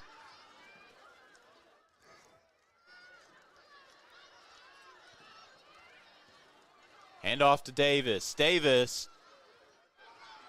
a respectable run on first down. Smith, Campos, Patterson, a number of other defensive players in on the stop. But, again, I've been impressed with Davis in the way he's been able to shed off defenders. And I can see why Arkansas Monticello offered him over the summer, considering he really didn't get a lot of yards last season, only had a 122 rushing yards, and he's already got a Division III NAIA and Division II offer. The clock's winding down now, under 3.5 minutes to go in this first half of action. Tight end in motion. Golden looking to pass to the right or to the left. Oh, ball! Joe loses it. It's Braden Amolo picking up the fumble. What a Braden play! Amolo. That may have actually been an interception, but Braden Amolo, his first interception on the year, and if I'm not mistaken, that's his first interception of his high school varsity career. What a play for the senior, who really has not gotten onto the field a lot this season. That's the old tip drill, and Omolo was ready for it. Nice job. Awareness on defense is a sky high for these defensive backs. They knew exactly what to do. As soon as that little bubble screen started to run, they were all over it. For those that may not be Robinson fans that recognize that last name, Braden Amolo's older brother, Donovan Amolo, was a great quarterback at Conway High School, all-state quarterback. And now he's a freshman at Central Missouri University. If you're Coach Escola, you don't take your foot off the gas here. You need to get another touchdown on the board. Really try to stretch this lead out. Braden looking to pass, going deep. Oh! In and out of the hands of Muhammad. It was just a hair overthrown, yeah, just a hair. But Braden was in the middle of some tight defense. Pressure came quickly at him. See, and that's another problem with that man coverage. If you got the athletes to beat somebody, man coverage is hard to run. Abrams in the backfield. Two receivers either side. Hand off to Abrams. This is just his first rushing attempt of the game. I don't know if he'll even get a yard right there. But while we have a second, take a look at a couple scores from around the state and in the Natural State Sports Network, along with the PCSSD. Sylvan Hills trailing 24-0 against El Dorado, and Little Rock Mills with a 27-12 lead over Forest City, as that ball tips out of Todd's hand. There is a flag on the field. Let's see what the ruling is.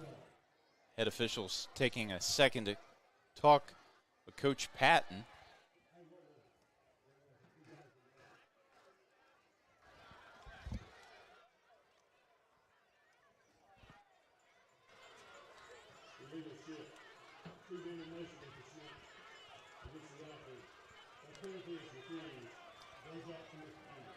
So there was an illegal shift on the Senator offense. That penalty was declined, so it does bring up 4th down. The offense remains on the field. That's going to bring up. I thought it was 3rd down. It was third. That was a 3rd down pass. Okay. So, and the offense is going to stay on the field. Empty set for Braden. 2 receivers to the right, 3 to the left. Petty in motion. Braden looking to pass, looking. He's going to take off himself, and he didn't get there. He did not get there in time. I don't think it was a design run. I think it was just he took the opportunity, but there is a Senator lineman down on the field. It looks like he's trying to get up, and he does get up on his own. Now the question is, how aggressive does Coach Patton want to get here? You know, you got 2 minutes and 9 seconds. I know getting some points on the board would be very would really get some momentum on your side going into the second half. But I don't really know if you want to give the Senator offense more time to score in the first half.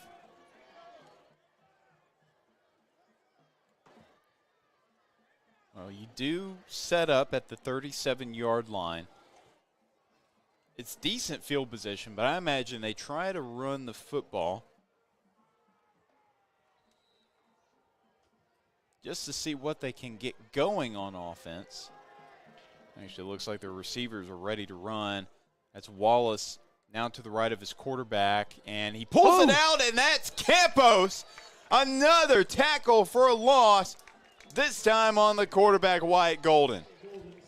That's a nice job by Campos. He was that was probably his job, was just stay on the quarterback no matter where the ball goes, and and it worked out in his favor right there as he was all over that play.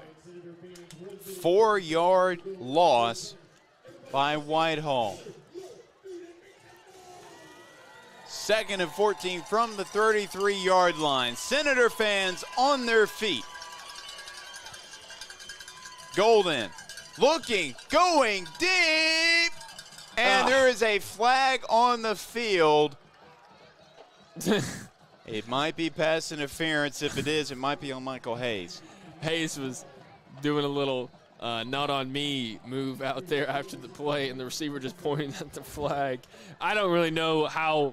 That was kind of a ticky-tacky call, in my opinion. I don't think he got too much contact on him, but either way, it's going to get called, and that's going to be a 1st down for the Bulldogs. Now, I do think that Coach Patton will try to be aggressive here. I know just 1:25 left to play in the first half, but pretty good field position. No, it's good field position, and it looks like they're being aggressive. They got 1:25 left to go in this first half. They're trying to get some points on the board here.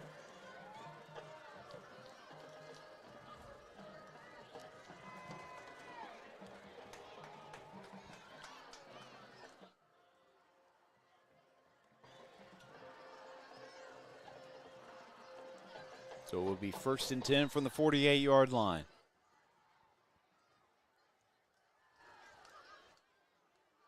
Bulldog offense still looking to the sideline.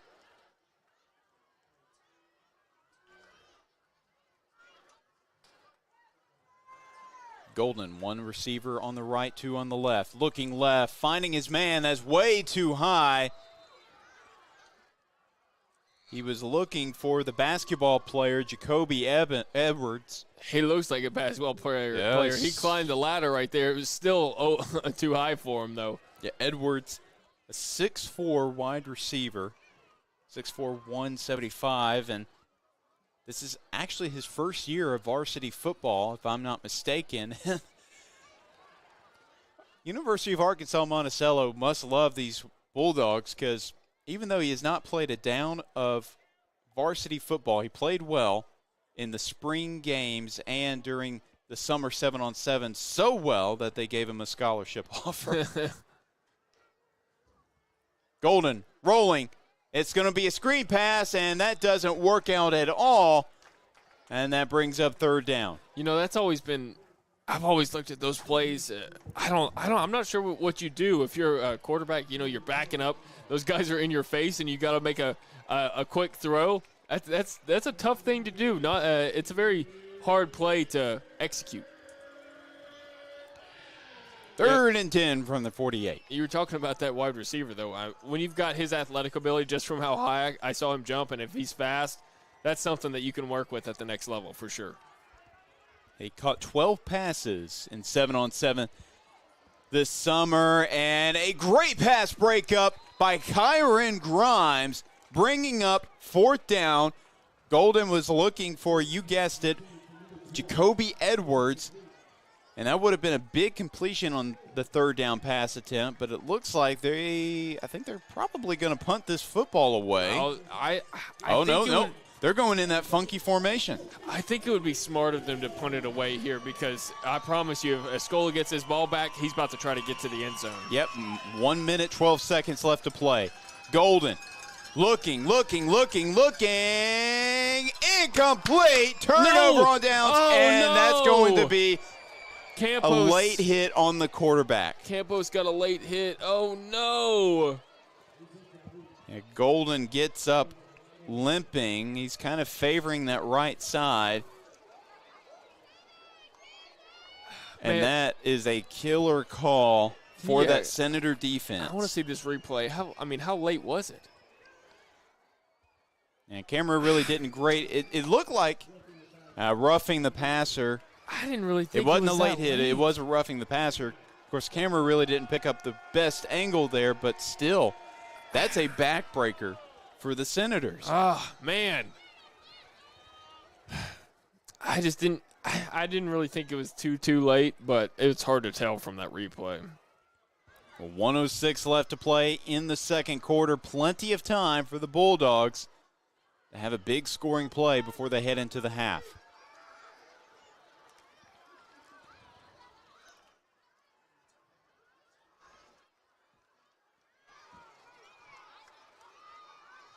Two receivers on the right, one on the left.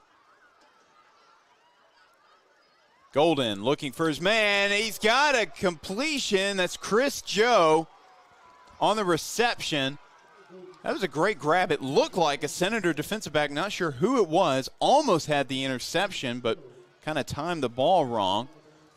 I don't know if you've ever played NCAA college football, but if you set those things to aggressive, that's exactly what those defensive backs were doing. They were definitely going for that pick there. Now it is 2nd and 4 from the 37-yard line. 57 seconds left to play in this first half. More than enough time for this Bulldog team with the way that they're driving on this drive. It's enough time to give them really good opportunity to put some points on the board. Golden looking right, pressure down. Doucette gets to him first. Campos also there on the sack. Doucette with another tackle for loss in this ball game. That is his 4th sack of the season. And the clock stops at 43 seconds as a timeout will be taken by Whitehall. Expect them probably to still try to be aggressive, maybe get into field goal range. I'm not sure how their kicking is. They did have a couple kickers that are expected to do well. They had Zane Davis, who some people said he was kicking 40 of 40. Actually, Hooten said he was 40 of 40 from extra point range last year. Max Prep says a different story, but he did kick one field goal last year from 25 yards out. He did knock it through. And then Reese Thornton was 79% on field goal attempts under 45 yards in the spring. He was also 9 of 10 from field goal range in the spring game. So a couple of options there for that Bulldog special teams.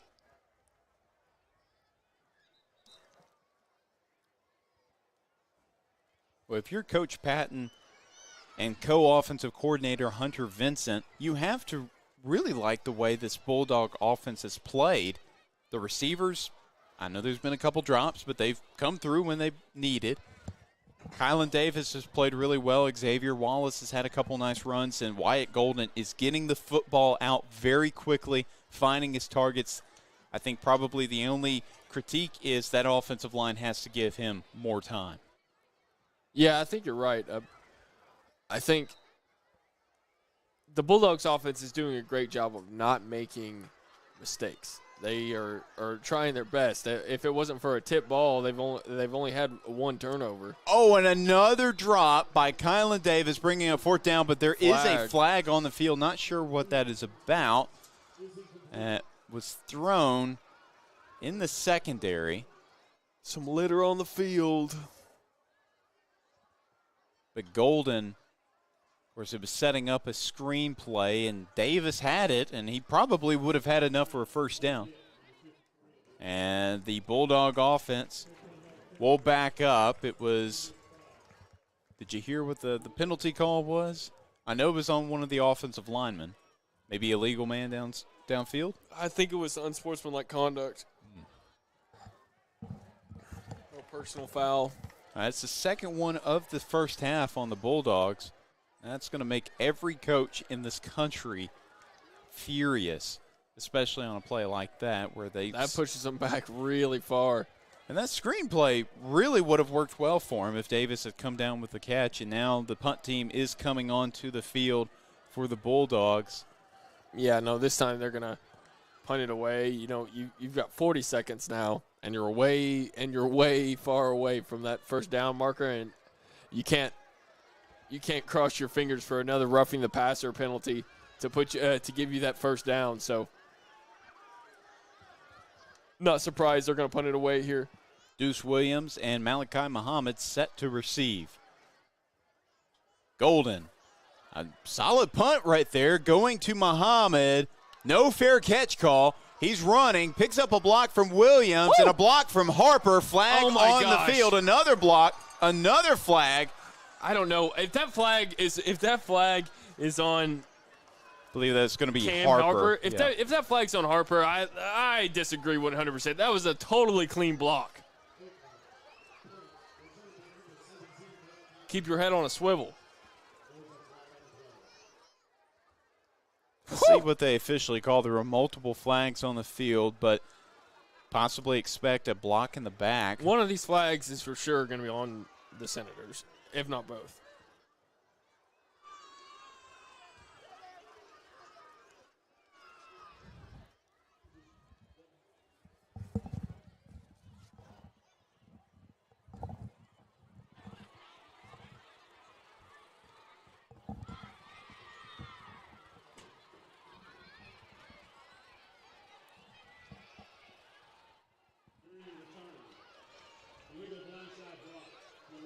Okay. So, illegal blindside block. I disagree that the fact that is even a penalty to begin with, but I don't make the rules. Well, I think if you're Coach Escola, you probably just take a knee here, let the 25 seconds drain off the clock, go into halftime. You have some things to talk about that you can improve upon in the second half, but overall, the first half is exactly the way you wanted it to go. Give you an update on my game of the week. Bryant with PA. Ooh.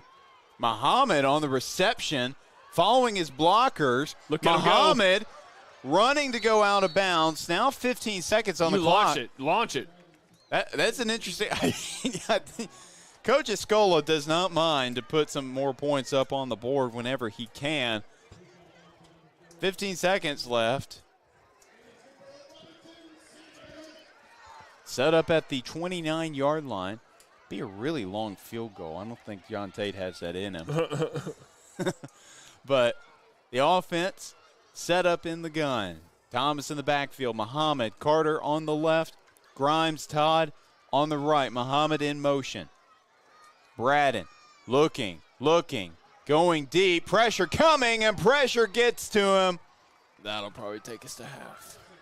And the clock will continue to drain, and the Senators are heading to the locker room. So at the conclusion of the first half, the Joe T. Robinson Senators have a 3-touchdown lead, 21-0 over the visiting Whitehall Bulldogs. Don't go anywhere. We have more second half action here on the Robinson Sports Network.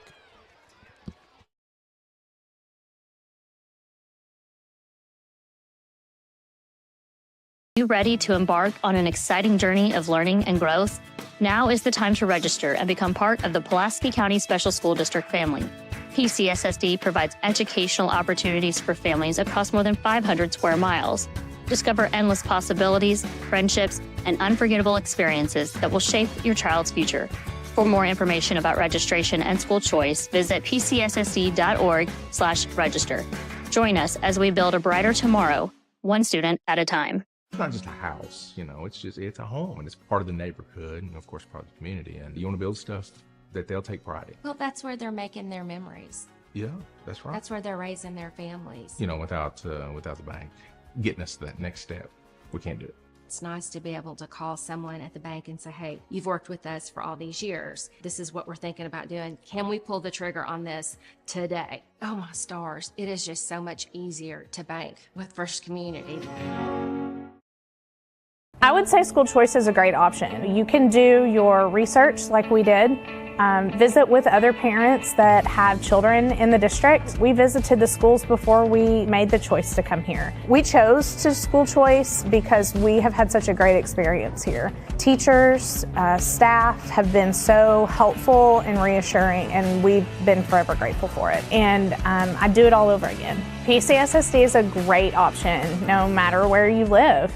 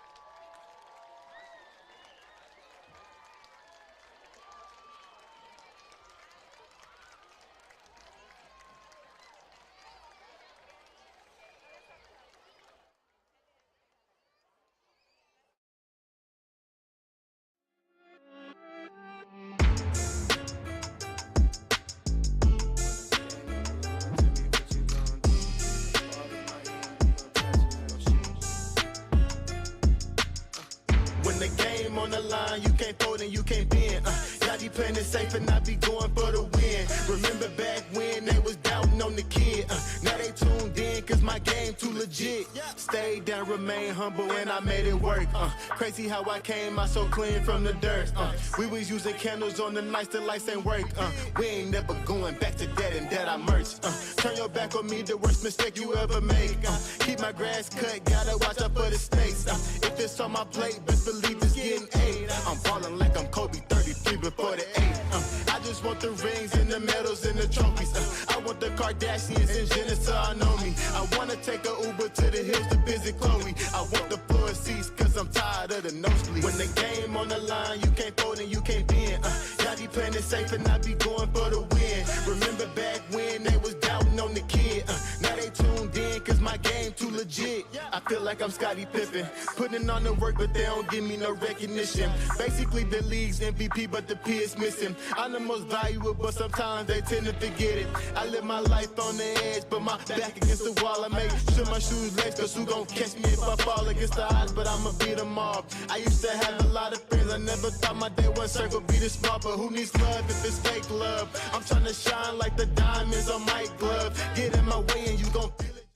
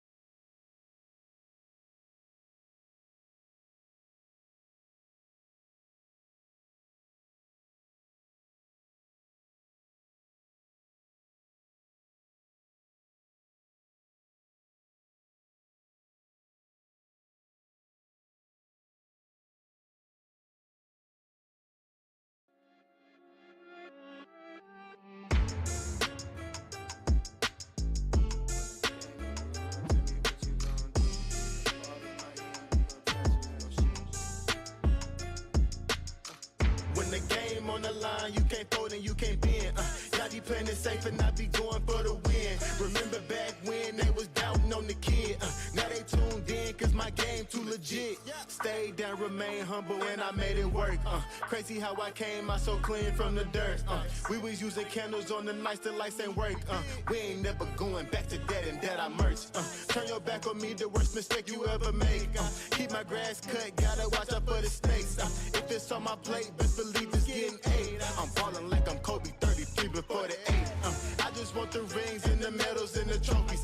I want the Kardashians and Jenner so I know me. I wanna take a Uber to the hills to visit Chloe. I want the floor seats cause I'm tired of the nosebleeds. When the game on the line, you can't fold and you can't bend.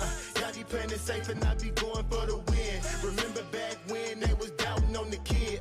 Now they tuned in cause my game too legit. I feel like I'm Scottie Pippen, putting on the work but they don't give me no recognition. Basically the league's MVP but the P is missing. I'm the most valuable but sometimes they tend to forget it. I live my life on the edge but my back against the wall. I make sure my shoes laced cause who gon' catch me if I fall against the odds, but I'ma beat them all. I used to have a lot of friends, I never thought my day one circle be this small, but who needs love if it's fake love? I'm trying to shine like the diamonds on Mike's glove. Get in my way and you gon' feel it just like Mike's glove. I'm trying to go from burnt rugs to the red rugs. That's facts. When the game on the line, you can't fold and you can't bend. Y'all be playing it safe and I be going for the win. Remember back when they was doubting on the kid. Now they tuned in cause my game too legit. Who gon' stop me now? I'm on a roll, let me know. Who gon' stop me now? Who gon' stop me now? Who gon' stop me now? I'm on the roll, let me know. Who gon' stop me now? Gang, gang. When the game on the line, you can't fold and you can't bend. Y'all be playing it safe and I be going for the win. Remember back when they was doubting on the kid. Now they tuned in cause my game too legit. When the game on the line, you can't fold and you can't bend. Y'all be playing it safe and I be going for the win. Remember back when they was doubting on the kid. Now they tuned in cause my game too legit.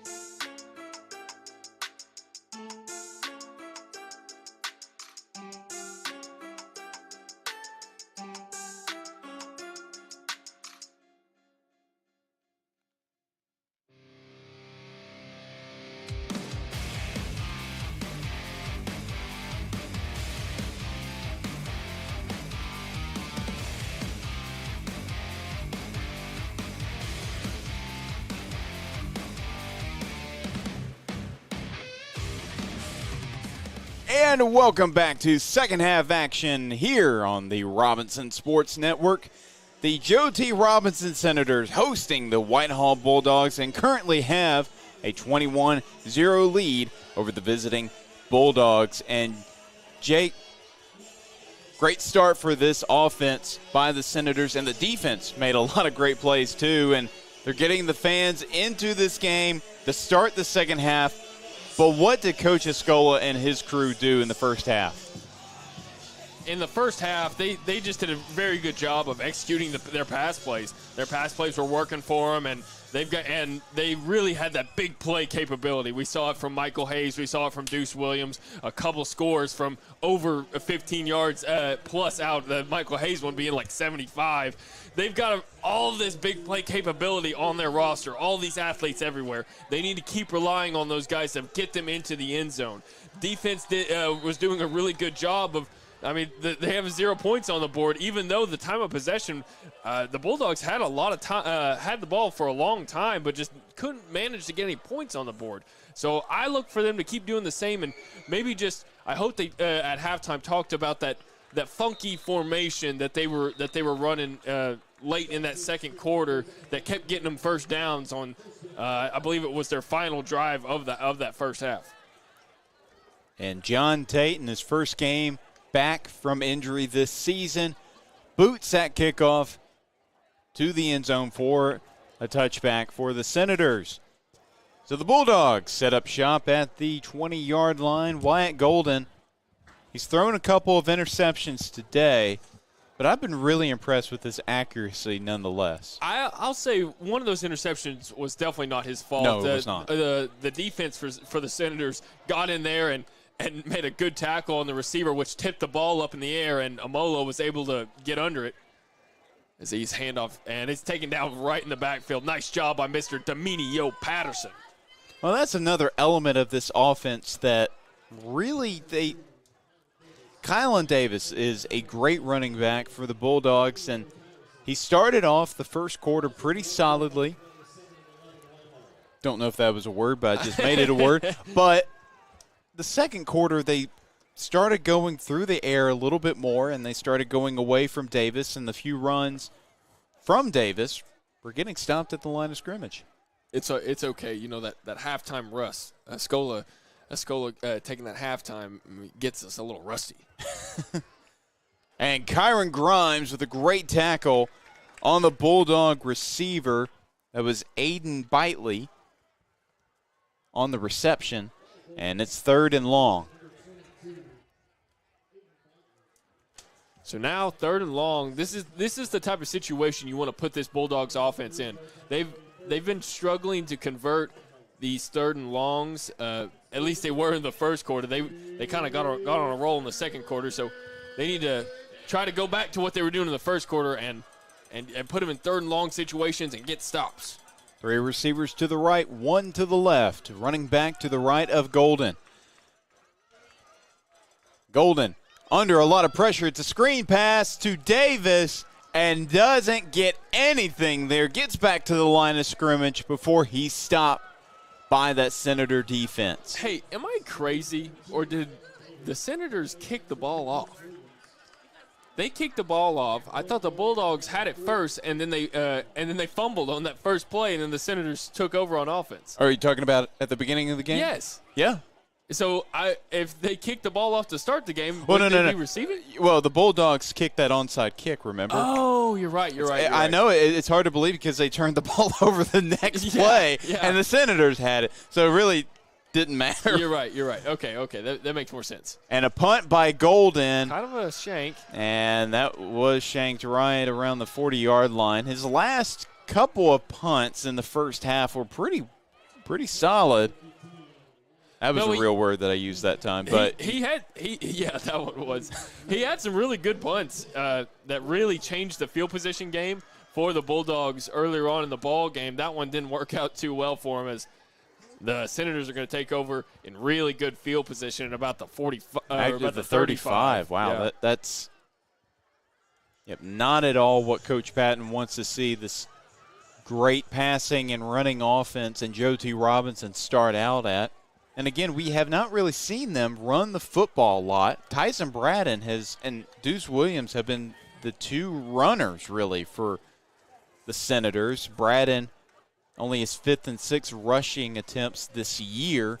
And, of course, Deuce Williams a rushing touchdown in the second quarter. What I've got here on my scorecard is Williams has ran the ball. Braden's running a couple times. And here's Thomas. Thomas looking for the end zone. Thomas, touchdown Senators! Okay, well, maybe they start to run the football a little bit more in the second half. That was a little anti-jinx right there. Well, maybe I'll say that again. The next time they have the football, maybe there will be another touchdown like that. But Jordan Thomas on maybe just his second carry of the game with a huge touchdown. First play of the drive in the third quarter, and now John Tate is on for an extra point attempt. It's been kind of a quiet night for Jordan Thomas. Way to make some noise there, buddy. Mr. Thomas into the end zone for 6. And that kick is up, and it is good. So Tate knocks in the First Community Bank extra point attempt. Get ahead of your finances with First Community Bank with one of their personal or business checking options. First Community Bank, where the Senator community comes first.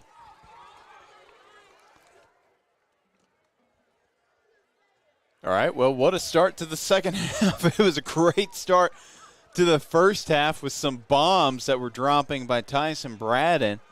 That first one to Malachi Muhammad, and another massive play of 35 yards from Jordan Thomas on the rushing attempt. And there's just so many players on the Senator offense that can make some electric plays, whether you hand the ball off to him, throw them the football, or they catch a return. They can make a lot of great plays, and this is one exciting football team to watch. I know you'll agree with me on this, Jake, but we have had an absolute pleasure and privilege to call these Senator football games because they have been some exciting ones. And that kick was a little bit shorter. The return by Davis, and he gets hit hard. Michael Hayes, how do you do? Ooh. He must have been mad at Davis for something. Man, that was a nasty hit, and those Central Arkansas coaches would probably love to see that. That'll be on his highlight reel next week. Now the Bulldog offense will be set up at the 24-yard line. 3 receivers setting up. On the left side is Joe, McKendry, and Edwards. Reese in motion. Davis in the backfield. Davis gets the handoff. Davis tracked down by the Senators. Campos, Crusterson in on the tackle. Was Crusterson there first, blitzing off the edge. I will say this. I mean, the linebacker core for the Senators is headlined by Tank Reese, but Corey Crusterson has quietly been one of the biggest playmakers on that side of the football. Coming into this game, 20 tackles, 11 of them solo, 3 tackles for loss, make that 4 now with that one. Fumble recovery, a pass deflection. He's really just made plays all season long, and it's kind of hard to get your name out there when Tank Reese is your teammate. And that catch by McKendry, and Patterson, Williams, and Campos in on the stop along with the Molo. You know, the Senators, so that's going to bring up 3rd and about 5. The Senators really need to get a stop right here. That'll kind of put an exclamation mark on their start here for this second half. You can tell on that play, Golden rolling out was just waiting to see what Caleb Doucette would do. Would he chase after Golden, or would he continue to play the receiver? He eventually decided to make a play on Golden, and that was the indication to get the ball to McKendry. It looks like Davis in the backfield behind his quarterback. Fakes the handoff. Golden rolling out, and Reese can't come up with the first down reception. That's his 2nd drop of the game. Visibly upset with himself. That was definitely a first down catch if he makes it. Unfortunate for the Bulldogs, but now they're going to have to punt it away and give it right back to the Senators offense, who is definitely going to be aiming for the end zone. Well, that's a player that he has had a couple drops this game, but Patton, at the beginning of the season, knew he was going to be a major playmaker for them, and he has been, starting at tight end. And he said to Hooten's Arkansas football before the season, he said he's not just a blocker, but he can catch the ball. He has caught a first down earlier in this game, and that punt will go out of bounds at the 33-yard line of the Senators. If you're Coach Scully, you've got to be very happy with how your team has started off this second half of play. 2 3-and-outs already for this defense, and a quick touchdown score from Jordan Thomas.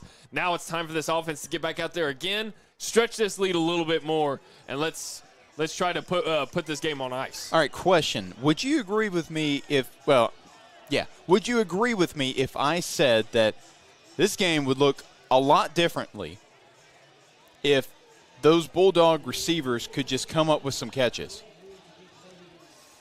Maybe a little bit. There hasn't been that many drops that it's impacted the game that much, I don't think.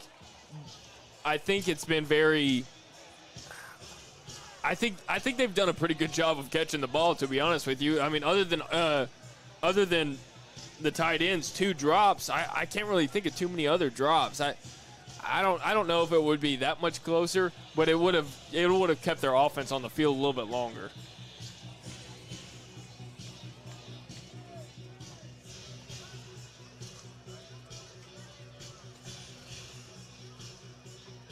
So the Bulldogs are being pushed back even farther.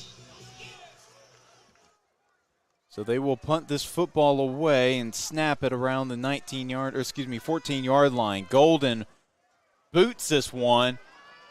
It's going to have the proper bounce. Muhammad trying to pick it up. He bobbled it. Muhammad showing off the speed. A great return. And finally gets tracked down by McKinstry and a couple other Bulldog defenders at the 40-yard line. You've got to be scared of his speed, man. Once he started taking off, I was like, uh-oh, that could be a big one.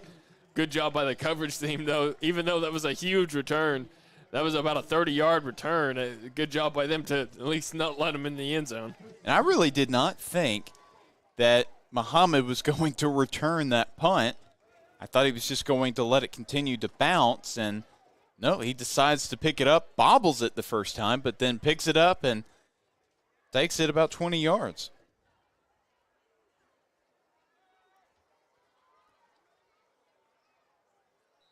Two receivers on either side, Muhammad and Carter to the left. Braden. He's looking back. He's got his man open, and a first down reception to Tatum Hayes, the senior wide receiver. About an 11-yard grab. Nice little pitch and catch from both of them. There will be a holding on to Minio Patterson.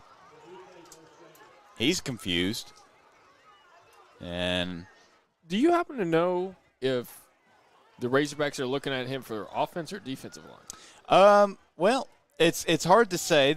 In the conversation that I had with Escola recently about him is that he's probably better on the offensive side of the football. I mean, he's a beast on defense, but of course you say that as Dominio Patterson took a trip to the Hill last Saturday in their great upset win over number 4 Tennessee, and he got to storm the field afterwards. I imagine that was a great experience. As Braden with a reception to Muhammad. Muhammad showing off the speed again. That is definitely a first down. Or, well, not quite a first down, excuse me. I think it is. I think it is a first down. Well, let's see what forward progress gets him. I think that's one ref. Spot it. One ref thinks it's a first down. Let's see what all of them have to say. And let's see where the chain gang have them set up at. Oh, it's going to be 2nd and inches. No, okay. Now they finally get moving. So it is first down at the 30-yard line.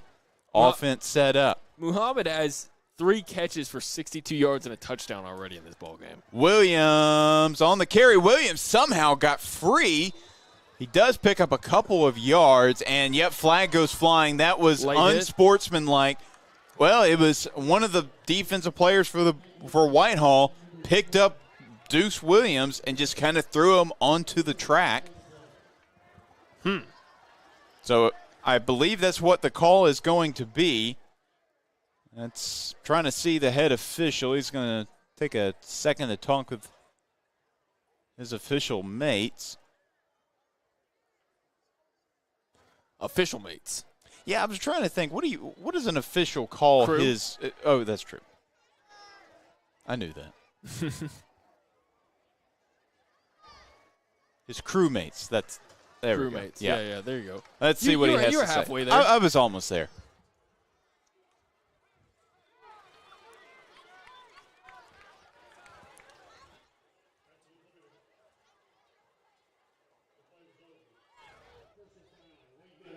Yeah, but it was a late hit out of bounds by the Bulldogs, and that will really push the Bulldog defense back deep, and the Senators have entered the red zone. If you're this Bulldog defense, that's something that you just can't do. You're trying to get back into this ball game. This offense has been kind of having their way, especially in the second half. You can't give them free yards like that. Man in motion is Petty. Flag on the field, and it will be on the offense.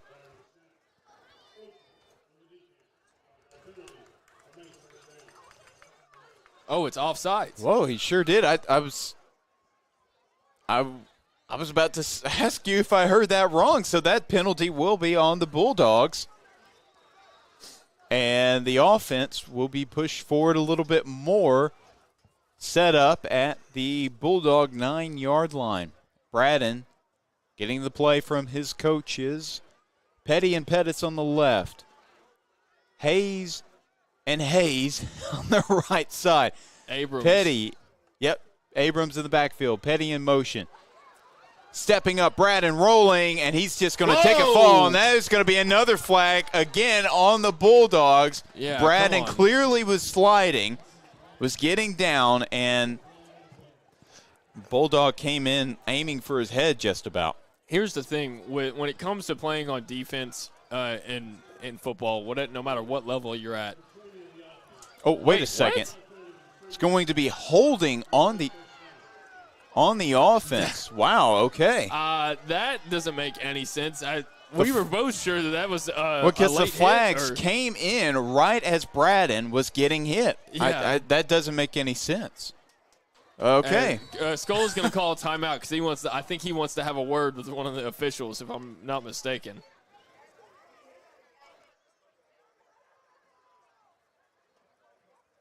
Well, while we have a break in the action, we're going to take a break with them. Don't go anywhere. More Senator football right after this break.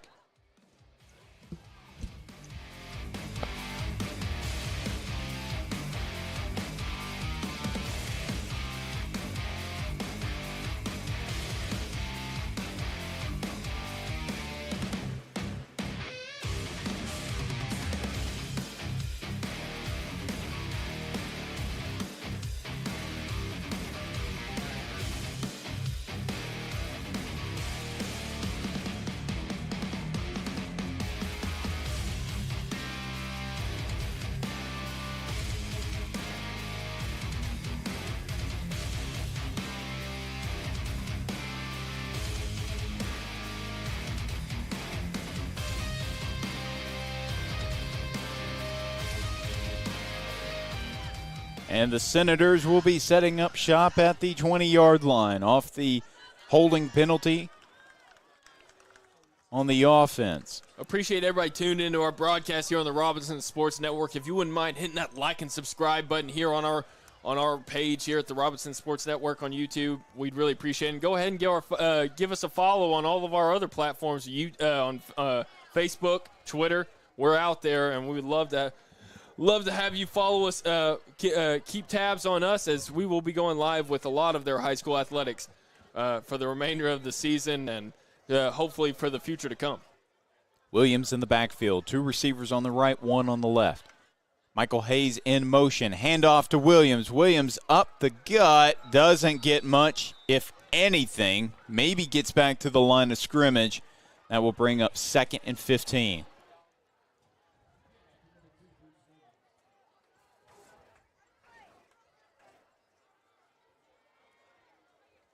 Nick Abrams and Caden Pettis come into the ball game now.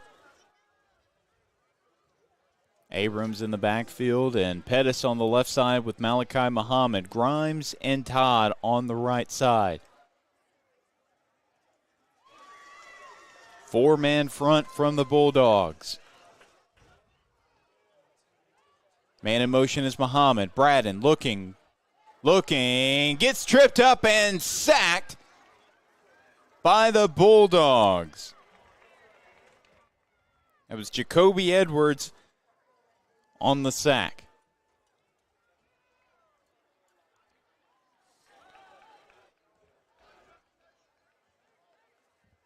This Senator crowd has gotten a little quiet after that great touchdown run by Jordan Thomas. It's kind of been a slow drive, a lot of penalties. Now it's 3rd and 18 from the 23-yard line. You don't want to settle for a field goal, but if you do, it's in reasonable range for John Tate, and another flag comes onto the field. Oh, my gosh. You have another delay of game penalty on the offense. I'm not really sure what's happening right now. It just seems like the game came to a screeching halt. It's just kind of eerily quiet. There's not a lot for the fans to really cheer about at the moment. And now it's 3rd and 23 from the 28-yard line. Come on, Braden. Braden going deep. He got hit as he threw, and that will bring up 4th down as he was looking for Jaden Todd.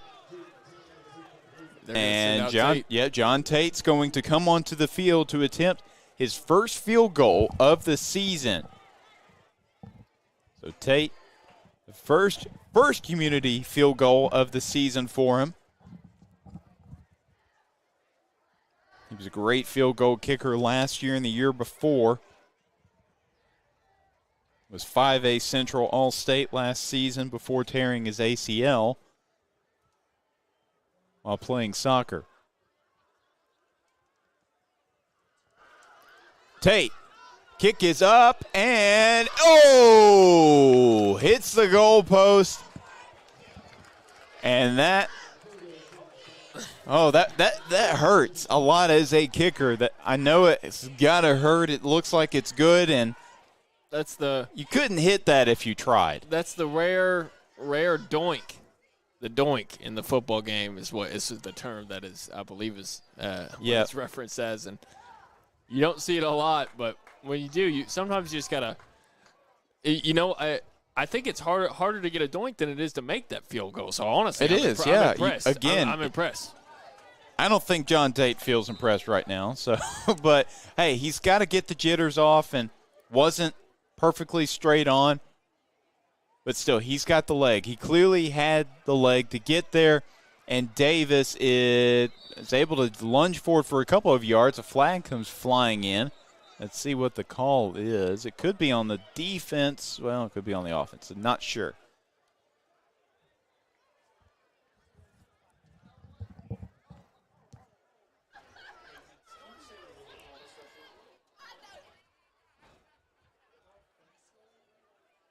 And it will be a face mask penalty on the defense. So the Bulldogs will set up camp. We're on the 41-yard line.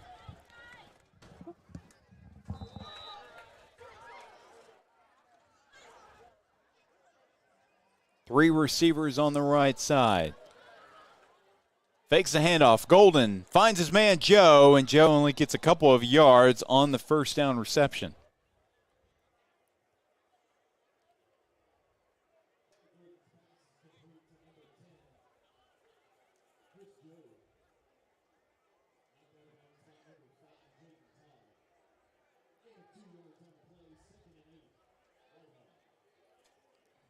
Well, despite some of the penalties in the second half, this defense by the Senators has really been stifling and has given the Bulldogs a lot of trouble. Of course, there's still a donut on the scoreboard for Whitehall, and they have, I don't know if they've gotten into the red zone. That's going to be batted down by the defense.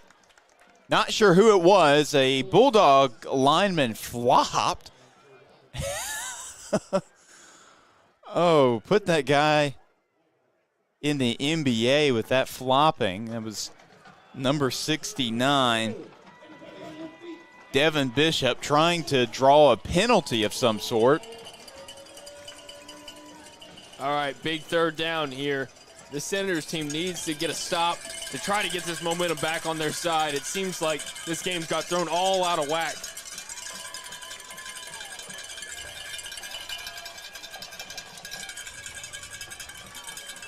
Two receivers on the left, one on the right. Tight end in formation. Davis in the backfield to the left of Golden. Crowd's getting loud, trying to get into it, inspire this defense. Golden looking right, rolling right, chased by Doucette, throwing it and throws it away. There is a flag on the field. It is in the secondary. They're going to call pass interference. I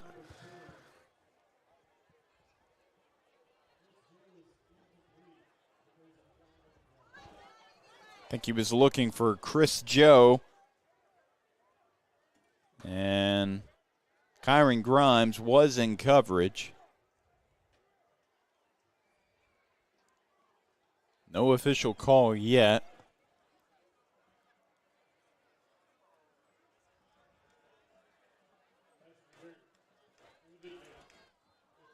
Yep, it will be pass interference on the defense, so the Bulldogs will get a free first down and better field position. So the defense of the Senators has been playing well, but penalties have been they've been shooting themselves in the foot with these penalties, especially in the second half. Let's see what the Bulldogs can do with the better field position. 3 receivers on the left, 1 on the right.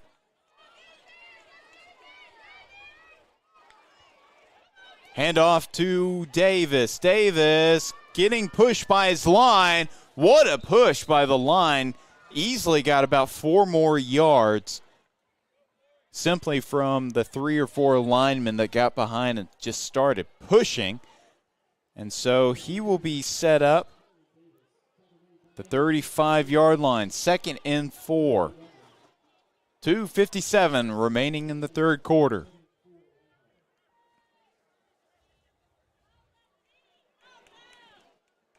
The Senator sideline waiting for something to cheer about, especially on this drive, as they came up short of a field goal on the previous possession.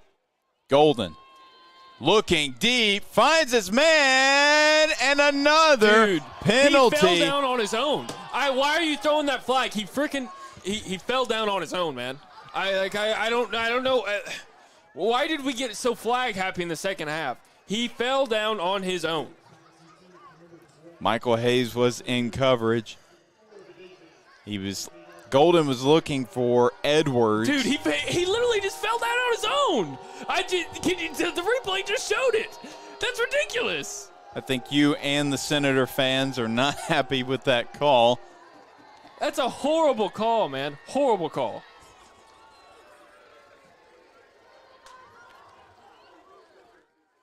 So Whitehall will be set up at the 20-yard line, and officially they are in the red zone. Actually, they may be an inch behind the 20-yard line, so not quite in the red zone, but they are in great position to be there soon. Handoff to Davis. Davis sheds a tackler, still going, and gets up almost a first down. Deuce Williams somehow ends up with the football. But they do have Kylan Davis down.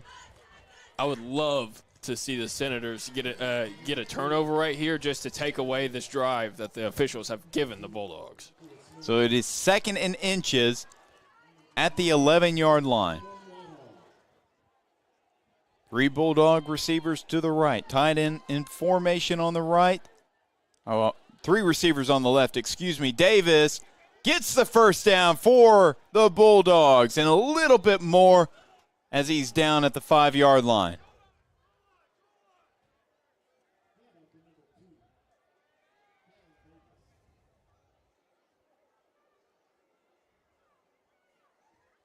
Senators sideline calling out for the goal line defense, and that's exactly what it will be.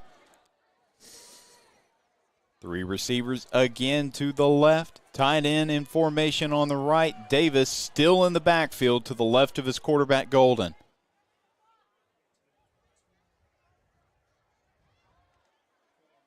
Handoff again to Davis and take it down by Caleb Doucette.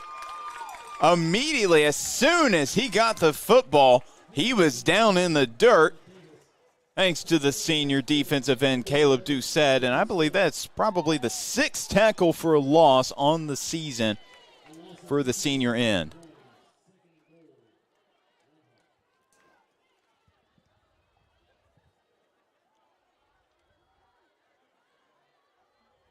Couple of receivers coming on late for the Bulldogs. 2 receivers to the left. Expect another run here. Golden, play clock counting down from 3, and they will take a timeout. So just the first timeout used by the Bulldogs in the second half. But, Jake, I can tell there's been some frustrations from really this entire Senator side, the fans, the sideline, the players. What has caused all that? I mean, it started down there with the offensive possession. Just some confusing things happening. It should have been a late hit on the quarterback. Didn't get called. And then they got a false start, I believe, and it pushed them back, and then they couldn't convert. So then they kicked the field goal. Then we get the doink, and then after the doink, this Bulldogs offense has been propelled down the field by officials' calls of pass interference mostly. One of them I think was legit. The other two I don't think needed to be thrown at all. And now they're knocking on the door trying to score, and it's got to be frustrating as a coach and frustrating as a player when it feels like you can't really do anything right to get the stop. And now the sideline is bumping. It's shaking. Hand off to Davis. Davis gets hardly a thing. And that finally is getting the Senator crowd pumped up. Doucette and Hayes in on the stop for Robinson. So it is 3rd and goal from the 8-yard line, closer to 7.5, and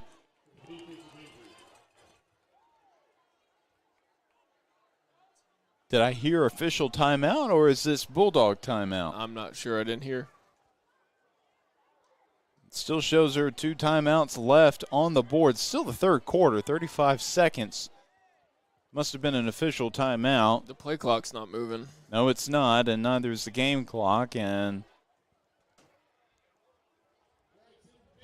now play resumes.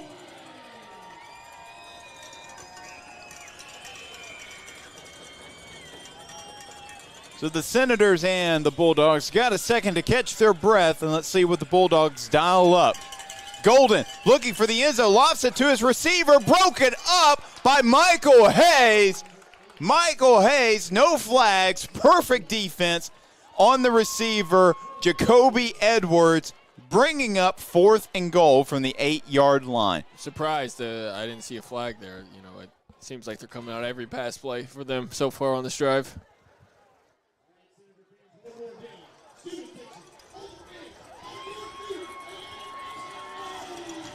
Senator fans stomping their feet. This stadium is loud. 4th and goal. Golden, end zone, finds his man, touchdown, Bulldogs. A perfect pass to Chris Joe. Finally, the Bulldogs get on the board with 6. Nice little pitch and catch right there by the Bulldogs to finally get in the end zone and get some points on the board for them. I know that's something you can build on right there, and something to propel them in this game. It's only a 3-score game. I've seen bigger comebacks numerous times, so this game is definitely not out of reach for the Bulldogs. And I'm expecting Coach Escola is going to tell his offense exactly that. He's going to have his offense on a mission once they get the ball back after this. Looks like there is a Senator down on the field. That was Deuce Williams. He is up and going to the sideline. I think his helmet came off. One of his teammates, I believe it was Darnell Clark, threw it to the sideline. Yeah, two of those Senator players ran into each other, and it kind of caused his helmet a little bit of a head action there from Deuce Williams. Hope everything's okay. And it looks like the Bulldogs are on to kick an extra point. They are still huddled up. Play clock has not started.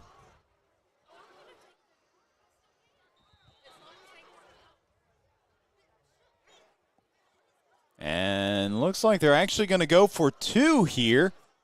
Interesting formation. 6 men lined up on the left. A single snapper.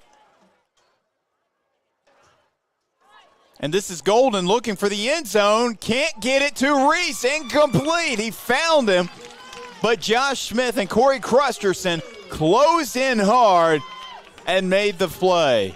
Yeah, that would have been a tough catch right there for that Bulldogs receiver. Good job by that Senator defense to just really have great coverage right there to shut that one down. Now, what did you think of the play call there?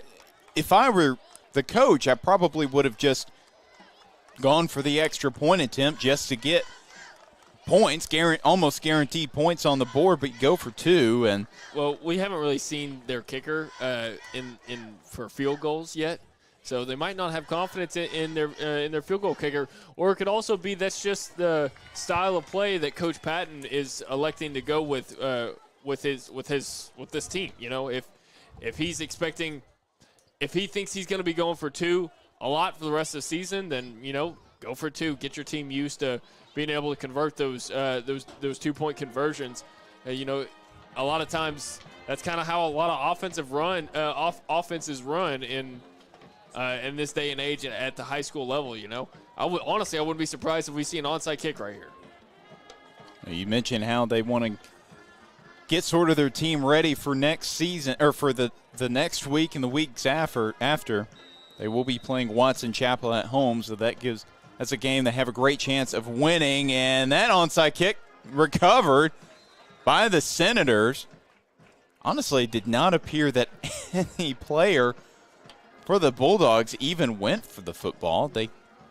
Maybe some miscommunication on the onside kick attempt. Coach Escola's having some words with one of the officials. I'm not sure what it is. It might be a rule about the onside kick that I'm not aware of. I think he might be something about you're not allowed to hit anybody until the ball gets to the 10-yard line. That might be a new rule that I'm not aware of. It looked like, kind of felt like that's what he was talking about there, but I'm not sure. Well, the Senators have the football at the Bulldog 49-yard line, so solid field position to open up this drive. Just 9 seconds remaining in the third quarter. Abrams in the backfield. Carter, Petty on the left. Pettis, Tatum Hayes on the right. Fakes the handoff. It's Pettis on the reception. Jukes a man. Jukes a couple, but does get tracked down by Reese, who comes up with the tackle. And that will bring the third quarter to a close. Do not go anywhere. We will take a quick timeout, but we will have more Senator football right after this.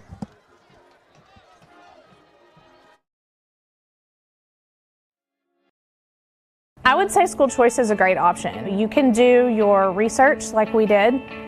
Visit with other parents that have children in the district. We visited the schools before we made the choice to come here. We chose to school choice because we have had such a great experience here. Teachers, staff have been so helpful and reassuring, and we've been forever grateful for it. And I'd do it all over again. PCSSD is a great option no matter where you live.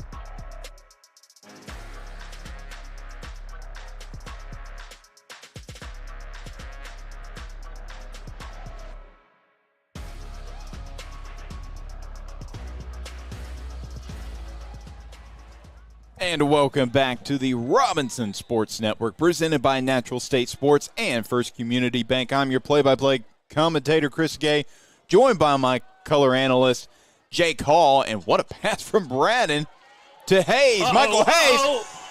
Could be a house call. Second house call of the night. Michael Hayes, Senator, touchdown. Don't let him into open space because it gets a little hazy out there. You can't even see him. Oh, my goodness. What a play. And John Tate, actually, I say John Tate. It looks like it'll be William Tate coming on for the First Community Bank extra point attempt. It has been his brother John Tate in his first game back from recovering from his ACL tear that he had last season after playing soccer. And William Tate has been performing the kicking duties so far this season for the Senators. Let's see if he can knock in this First Community Bank extra point attempt? And he sure does. William Tate remains perfect on the season, 21 of 21 for another First Community Bank extra point. Get ahead of your finances with First Community Bank with one of their personal or business checking options. First Community Bank, where the Senator community comes first. So Michael Hayes has 3 receptions on the night. He's over 100 yards and has 2 touchdowns, only on 3 receptions. That's impressive. And that first touchdown was the longest play of the season for Joe T. Robinson. 70-something yards. Just, man, what a game he's had. And I got to ask you, I know he's committed to play at UCA as a defensive back, but looking at his tape, if you are the coaches, Coach Nathan Brown and company there, you have to love the ability that you could put him at wide receiver and he can make plays. I don't think that would be I don't think that would be a bad decision by them to at least try him out there on that side of the ball. I think a lot of times when you get to that next level, it's what position do you need most? You know what I mean? Because he's definitely talented on both sides of the ball. He's got the attributes to play either side and play it well. So it just kind of depends on where you need him most and where you think you can get the best use out of him. You know, he is I look at a lot of players and try to compare him to well-known athletes as far as college or professional football players. I look at Michael Hayes, and it's pretty clear Travis Hunter is the comparison. As there's going to be a flag. I was wondering where you were going with that because I was trying to think. I was like, who are you about to say? And then or a Deion Sanders, another Colorado guy. Yeah, no, that's a good. I think that's a good take. I think that's a good take. That's a good comparison for sure. But like you're saying, it is always what position do you need the most, and defensive back you really want to have a lot of depth and a lot of players that are young, so you can kind of build them up young and fast, and that's what Michael Hayes is. And knowing what UCA has done in the last couple of seasons, they've been really successful in the FCS, and they're having another great season, ranked. I think they had a tough loss last weekend. I believe they are still in the top 10, possibly top 15 of all of FCS football. And a lot of it is from their offense, especially that rushing attack. But William Tate, that's a clean kickoff that time. And Kylan Davis, decision. Bobbled it. Smart decision. Falls on it. That's a smart decision to just fall on it right there. I thought he was about to try to pick it up, and if he would have tried to pick it up, I'm pretty sure the Senators were going to end up with that football. Yeah, and he would have had a nasty bruise the next morning.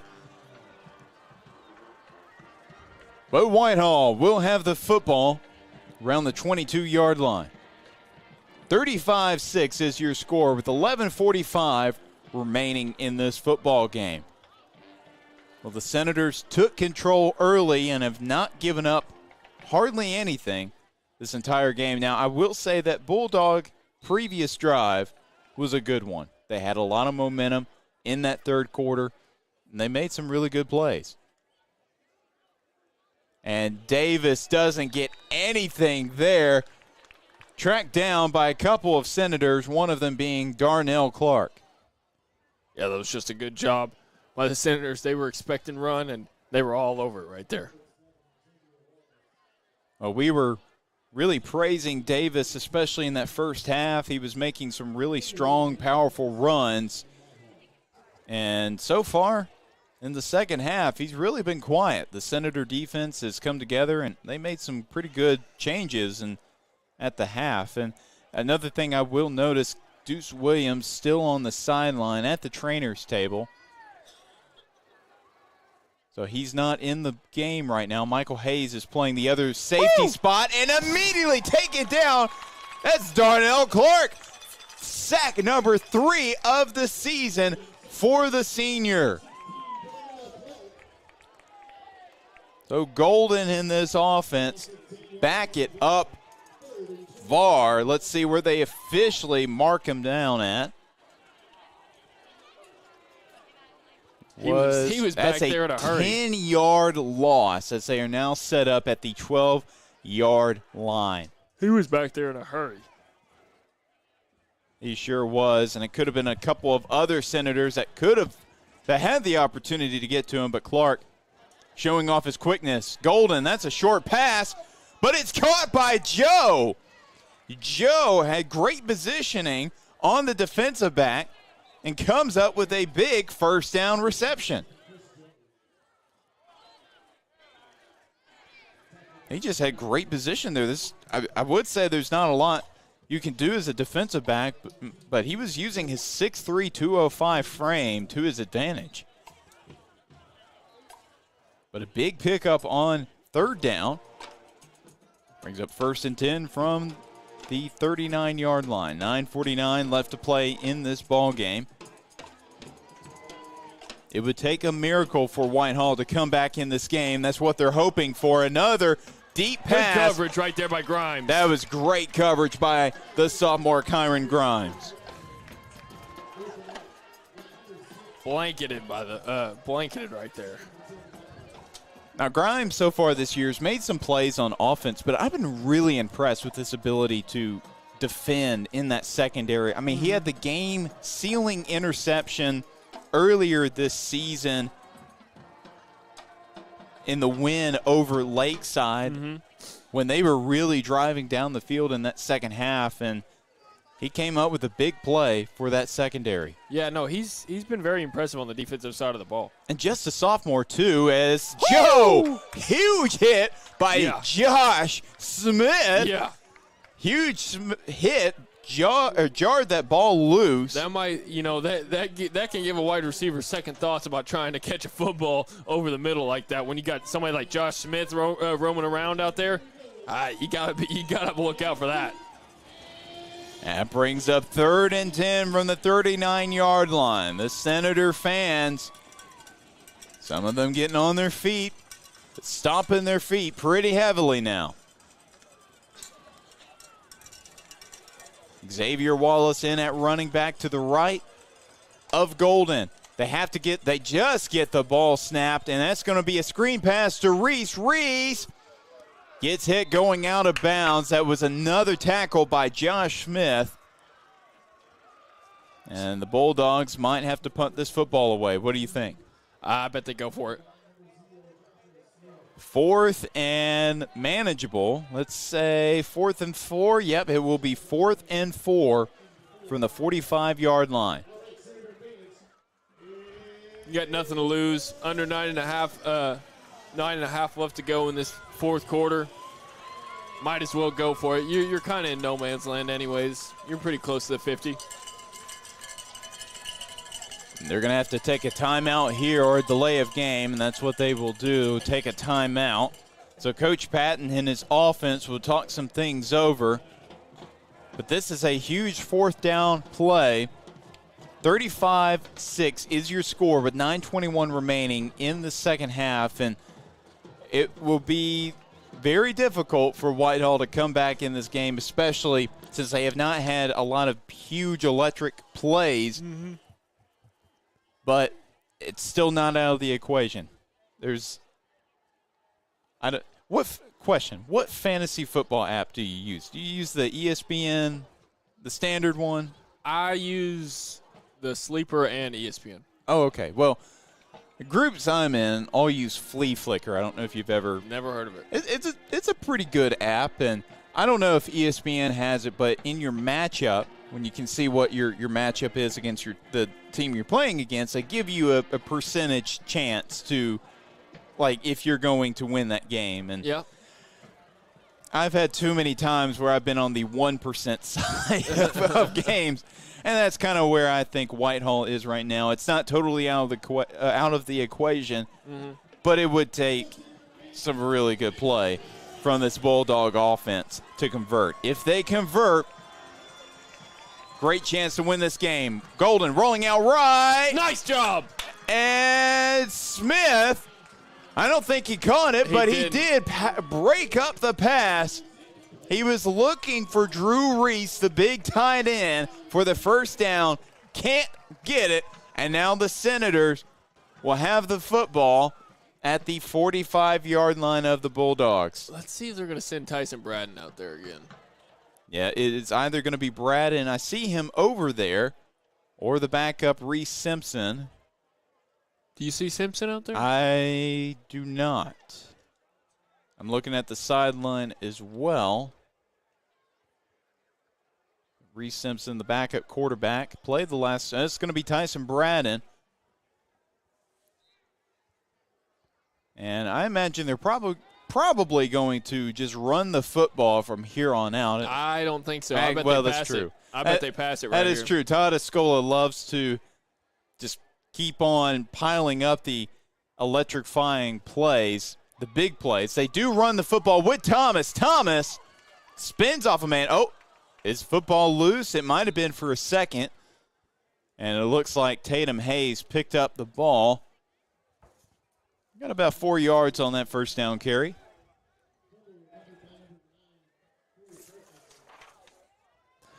Talk about spreading the wealth. So Michael Hayes has 2 touchdowns. I believe Muhammad has a touchdown. Yeah. And Jordan Thomas and Deuce Williams also have a touchdown. Yep, both rushing touchdowns. And here's Thomas again. Thomas breaking through. Oh, makes a man miss. Thomas gets tripped up. That probably would have been his second touchdown of the day if some Bulldog hadn't tripped him up at the last second. But that is enough for a Senator first down with 8:30 left to play in this ball game. Couple shifty moves going down the field. Get you that nice first down. Good job, Jordan Thomas. And he really is. This is a guy that I think he would be playing – I think he would be a starter on so many other schools in the 5A. And now Muhammad, a huge block from Thomas. Muhammad gets dragged down for a couple of yards. But Thomas laid a hit on one of the Bulldog defenders who is still down. I am wanting to say that was number 17, Tyrus Green, the linebacker, who took a massive shot from Jordan Thomas. I mean, not many running backs are great blockers, especially on the run. But Thomas, that was a nasty hit. But what I was saying about Thomas, I feel like he could be a starting running back on so many other teams in this conference and in this classification. And every time he touches the football, it just feels like he's going to get a first down. Mm-hmm. And he's going to make 5-6 guys miss on that same play. And it looks like, yep, that was Green.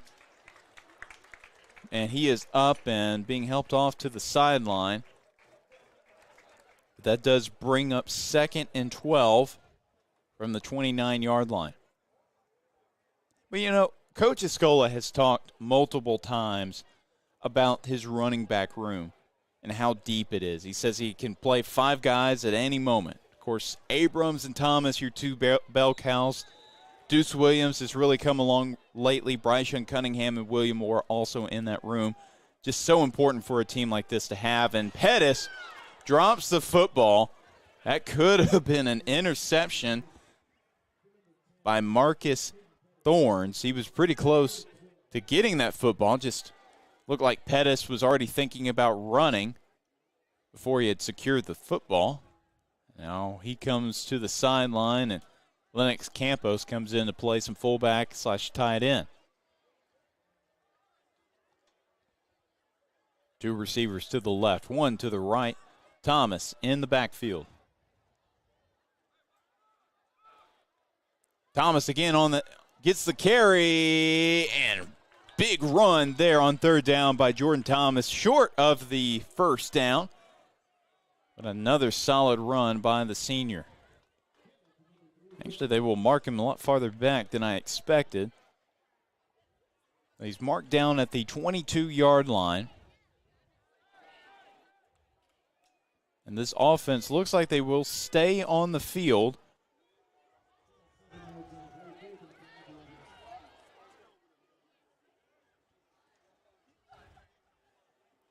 Two receivers to the left, one to the right. Running back behind Braden. Braden looking to the end zone. And incomplete. No flags. And that is a turnover on downs. And Whitehall will take control at their own 22-yard line.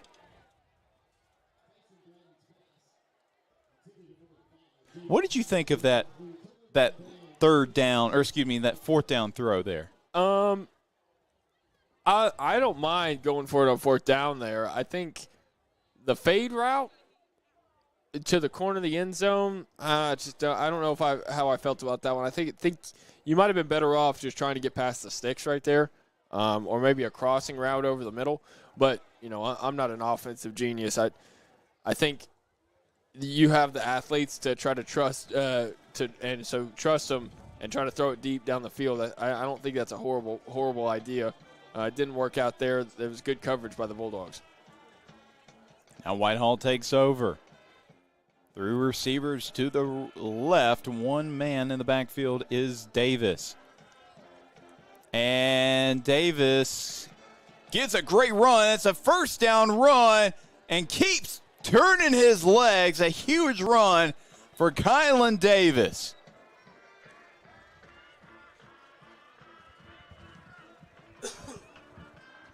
Well, Kylan Davis, his first really good run of the second half, had a lot of runs stopped at the line of scrimmage, losing a couple of yards, and there is a Senator down in the backfield.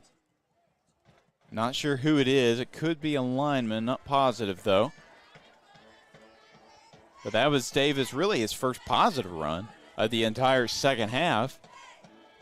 Yeah, that was probably definitely his best run in the second half for sure. Well, best run probably of the day, but still, Kylan Davis has really been impressive. And I've said this multiple times. I've been impressed with Wyatt Golden.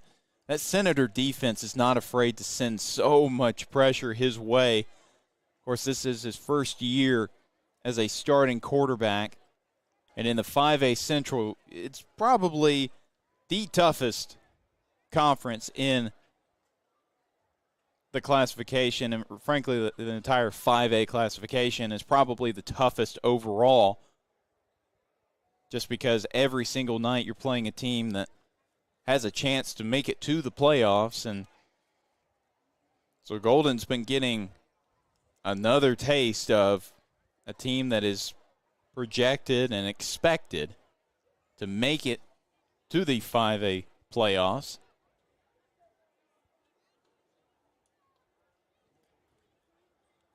And it kind of looks like that maybe Caleb Doucette down. Coach is still taking a second to check with him. You said it was Caleb Doucette? It looks like it. I don't see 11 on the sideline.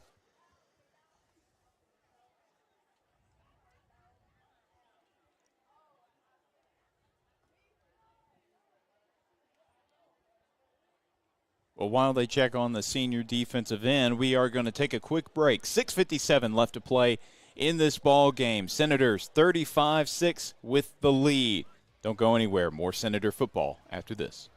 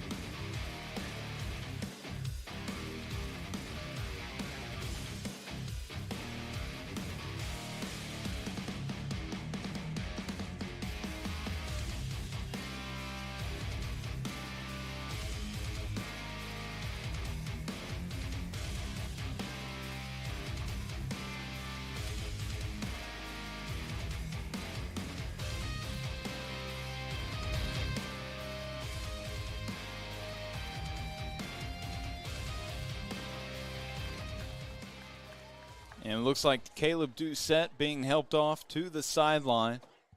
And he is not putting any pressure on his left foot. So hopefully it's not as bad as it looks.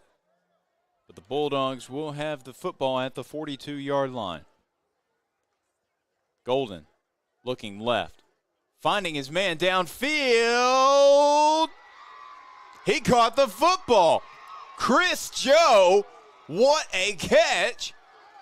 Loses his helmet. He's got to take a couple take one play off. But what a reception by Chris Joe. One of his other teammates was in that area, along with two Senator defensive backs, and he still comes up with the catch.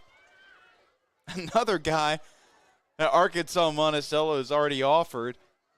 I think they've offered 5 different players on this Bulldog football team simply off their performance this summer in 7-on-7, and there's another Senator down on the field. I believe it's one of the, it looks like it may be Kyron Grimes, who's one of the players in coverage trying to make the stop against Joe.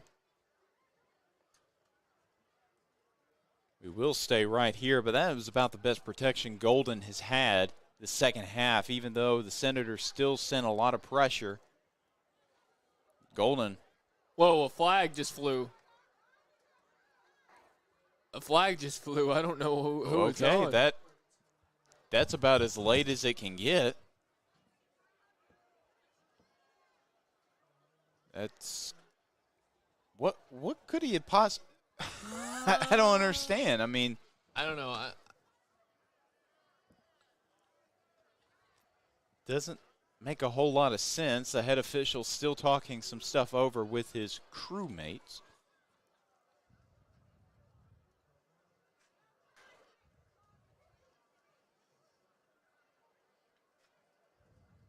But, man, there have been a lot of penalties in this second half on both sides as Kyron Grimes is up and walking gingerly to the sideline.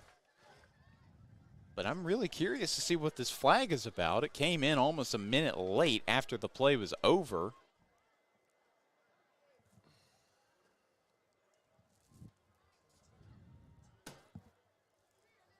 Head officials going over to talk with Coach Patton on the Whitehall sideline.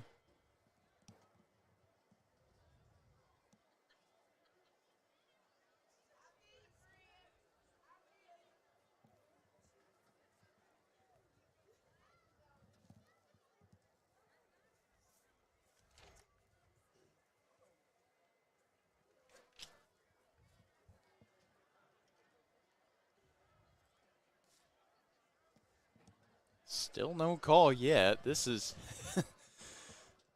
this is interesting. I'm really curious what the call is going to be. Okay, it looks like he's finally. Let's see what the white hat has to say. Sideline warning. I don't know why that It took will be- so, yeah, why it's that on conversation Whitehall. had to go on for so long for a sideline warning. You got to wonder what was said or what was done. Maybe a player, I wasn't really paying attention. I was looking at Grimes down on the field. Maybe a player hadn't left the field quick enough. I'm not sure. Regardless, Bulldogs knocking on the door into the end zone. Reverse. Yeah, and it really doesn't work out well. Maybe loses a yard, maybe gets back to the line of scrimmage. That reverse on first down doesn't go anywhere. It was Aiden Bitely, the sophomore receiver. Immediately pounced on by a couple of different Senator defenders, so they were not fooled on that play.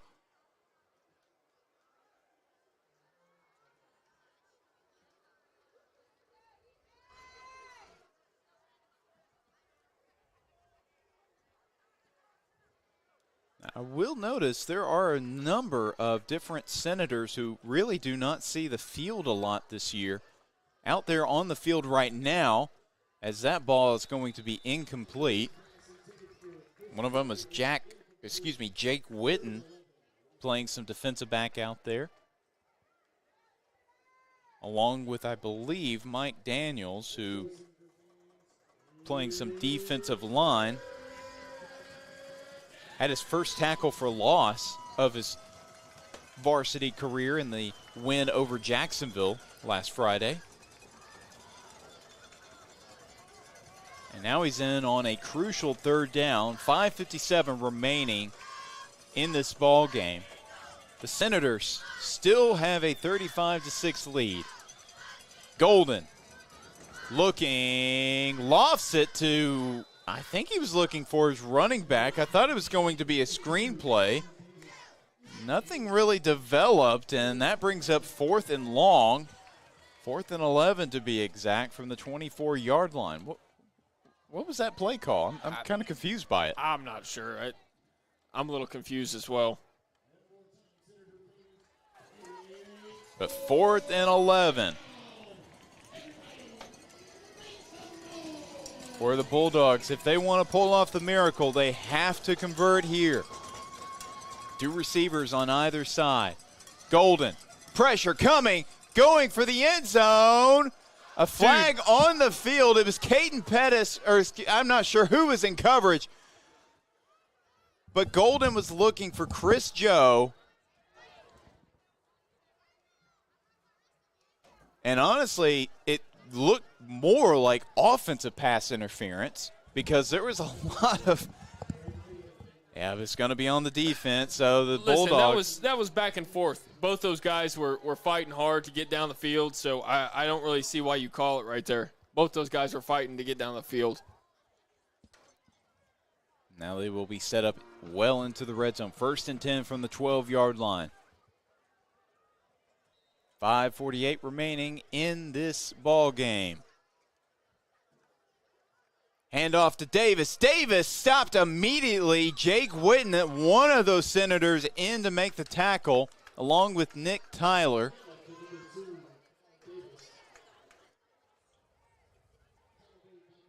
So that brings up 2nd and 10.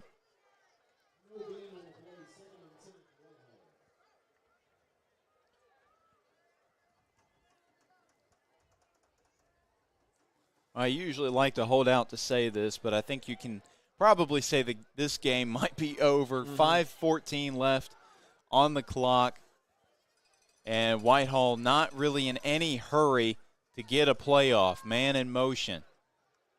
Golden hands it off to Davis. Davis doesn't get anything on 2nd down, and there is a flag that comes in after Michael Hayes came up with a big tackle for loss. What is that one on? My guess is unsportsmanlike conduct, but I'm not really sure. Nick Tyler's pointing towards the offense. But let's see what the head official has to say. Still talking it over with the other officials.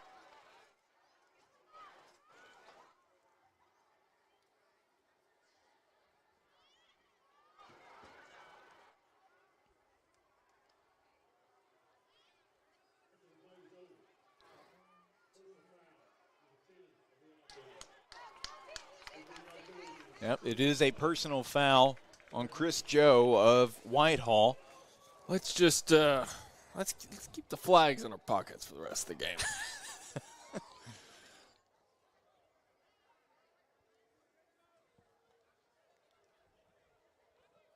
That is 3rd down and long, as in very long.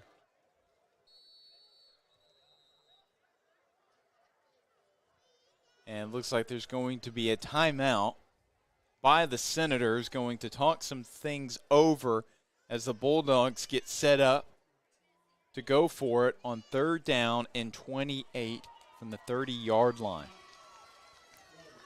So it was a solid starting drive for the Bulldogs, and it's just slowed down and sort of been disastrous with all the penalties, and especially that last personal foul really backed him up far, and they're paying the price. Well, looking ahead to next week, Whitehall, as I mentioned earlier, will be back at home, and it's going to be a much needed and much appreciated home matchup against Watson Chapel, another team with only one win on the year. They're coming off a loss against Maumelle, which was one of those weird Thursday night games. Another weird Thursday night game was Little Rock Parkview versus Hope. And boy, oh boy, did Hope. Well, Parkview had a great game against Hope. Let's just say that. If you really want to know the score, probably should go look it up yourself. That was, it's fine, I'll tell you. It was a 70-0 win for Little Rock Parkview, showcasing even more their dominance. I think it was 30-0 in that first quarter. So that was, whew. Golden looking, stopped by Campos in that Senator front line. Gets taken down for about a 1-yard loss.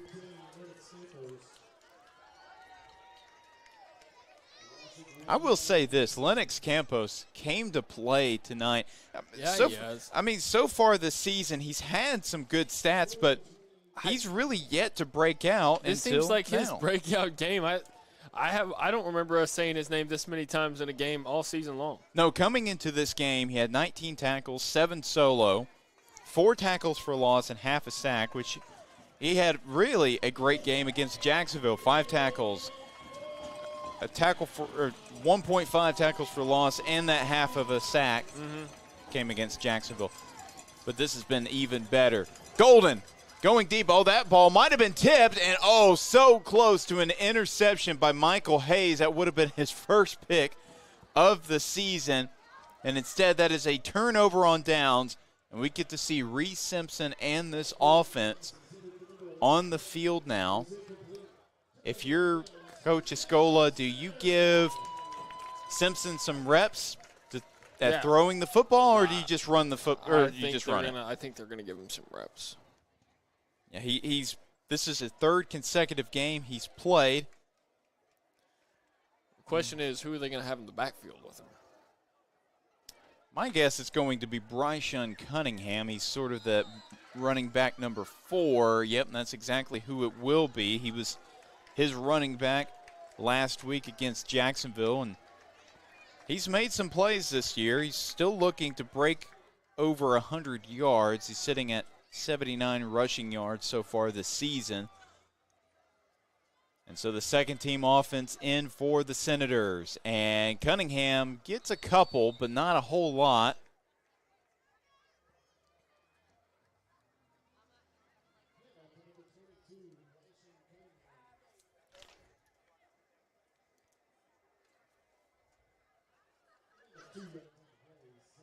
Second and 8 from the 33-yard line. 3:30 left to play in this ball game.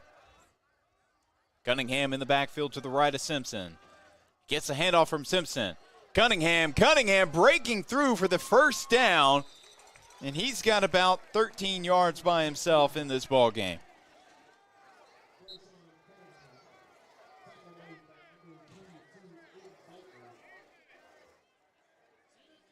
And this was another guy that I really knew after that spring, or not the spring game, but after the benefit game against Fountain Lake, he was going to be able to make an impact. And that's what he's showing off that speed. That's really what he did against Fountain Lake. He was just electric. Cunningham gets a defender off of him, shakes off another defender, breaks through again, and I believe that will be just enough. Yes, it will be for another Senator first down. Nice job by Cunningham. He's very talented in the backfield. We haven't been able to see a lot of him this year, but I'm sure in these years to come, you're going to be seeing a lot of Cunningham. Yeah, one of those talented and fast sophomore players, and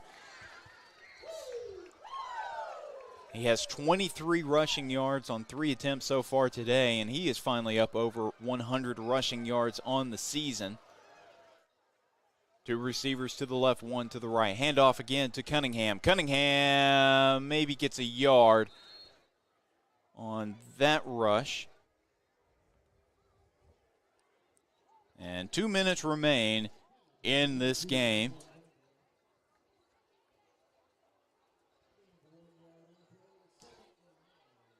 Cunningham does come out of the ball game. Darnell Clark, defensive ends, made some plays tonight, also plays some running back, and he's in the ball game.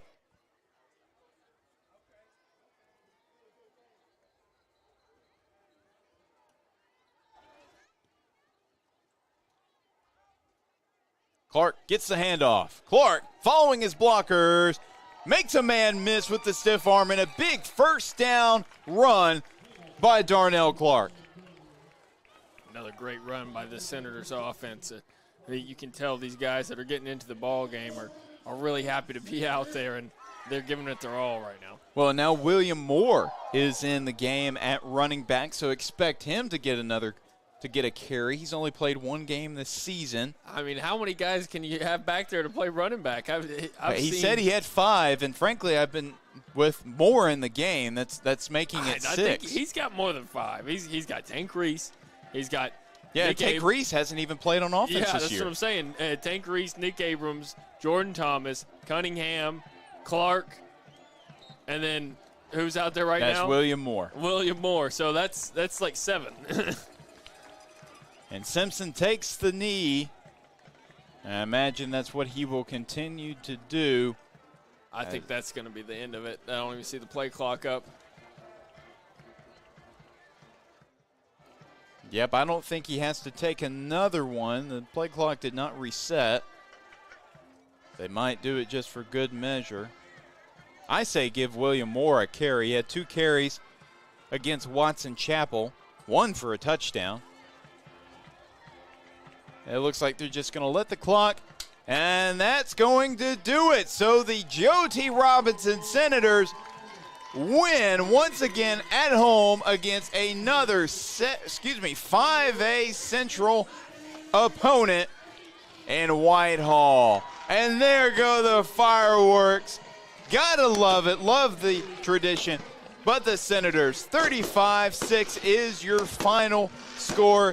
Jake, talk about what we saw from the Senator team. This is just great execution by the Senators team to come out here, I know, and against a team who really tried to bow their neck and not give in to what the Senators were doing. It was a great job by this coaching staff to keep their players focused and come out here and not let go of the ropes because this score could have easily been a lot closer if it wouldn't have been for the focus that the Senators team had on both sides of the football. I want to go ahead and give out my MVP awards. Number 1, I think the overall MVP has to be Mr. Michael Hayes. Michael Hayes, just electric factory. He had 3 catches for over 120 yards and 2 touchdowns on 2 of those receptions. That is just fantastic numbers from a guy who's going to do great things at the next level of college football. On the defensive side, though, I think it's got to go to Lennox Campos. Yeah. Guy was all over the field, in the backfield, causing havoc for that quarterback and for any runner coming near him. Great job by Mr. Lennox Campos. And those are my picks, too. Just to make it a little different, I'm going to give my offensive co-MVP to Michael Hayes and to Tyson Braden. I believe he had 3 touchdown.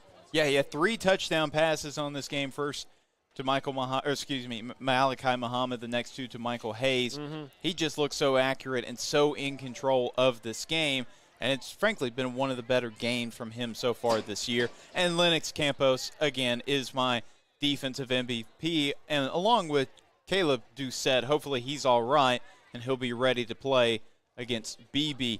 And that is exactly who the Senators will be facing again at home, the second game of this 3-game homestand, the 18th versus currently, as of now, I don't know if they played tonight, but 3-2 BB Badgers, another great team in that 5A Central.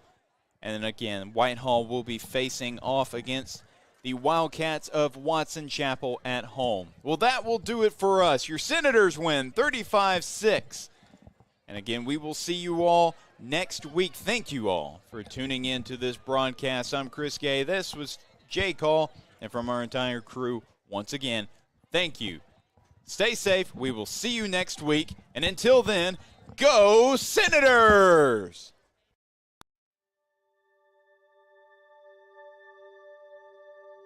Project Zero is a 501c3 nonprofit with one goal, and that is to have 0 kids in foster care waiting to be adopted. And we're hoping to have 0 kids waiting. That's our whole goal, Project Zero. It means no kid is forgotten, and there are people always fighting for kids to find their forever family, no matter how old they are. There's not awareness out there. I don't think people understand the need that we have here in our own state for these children who are wonderful children waiting for forever families.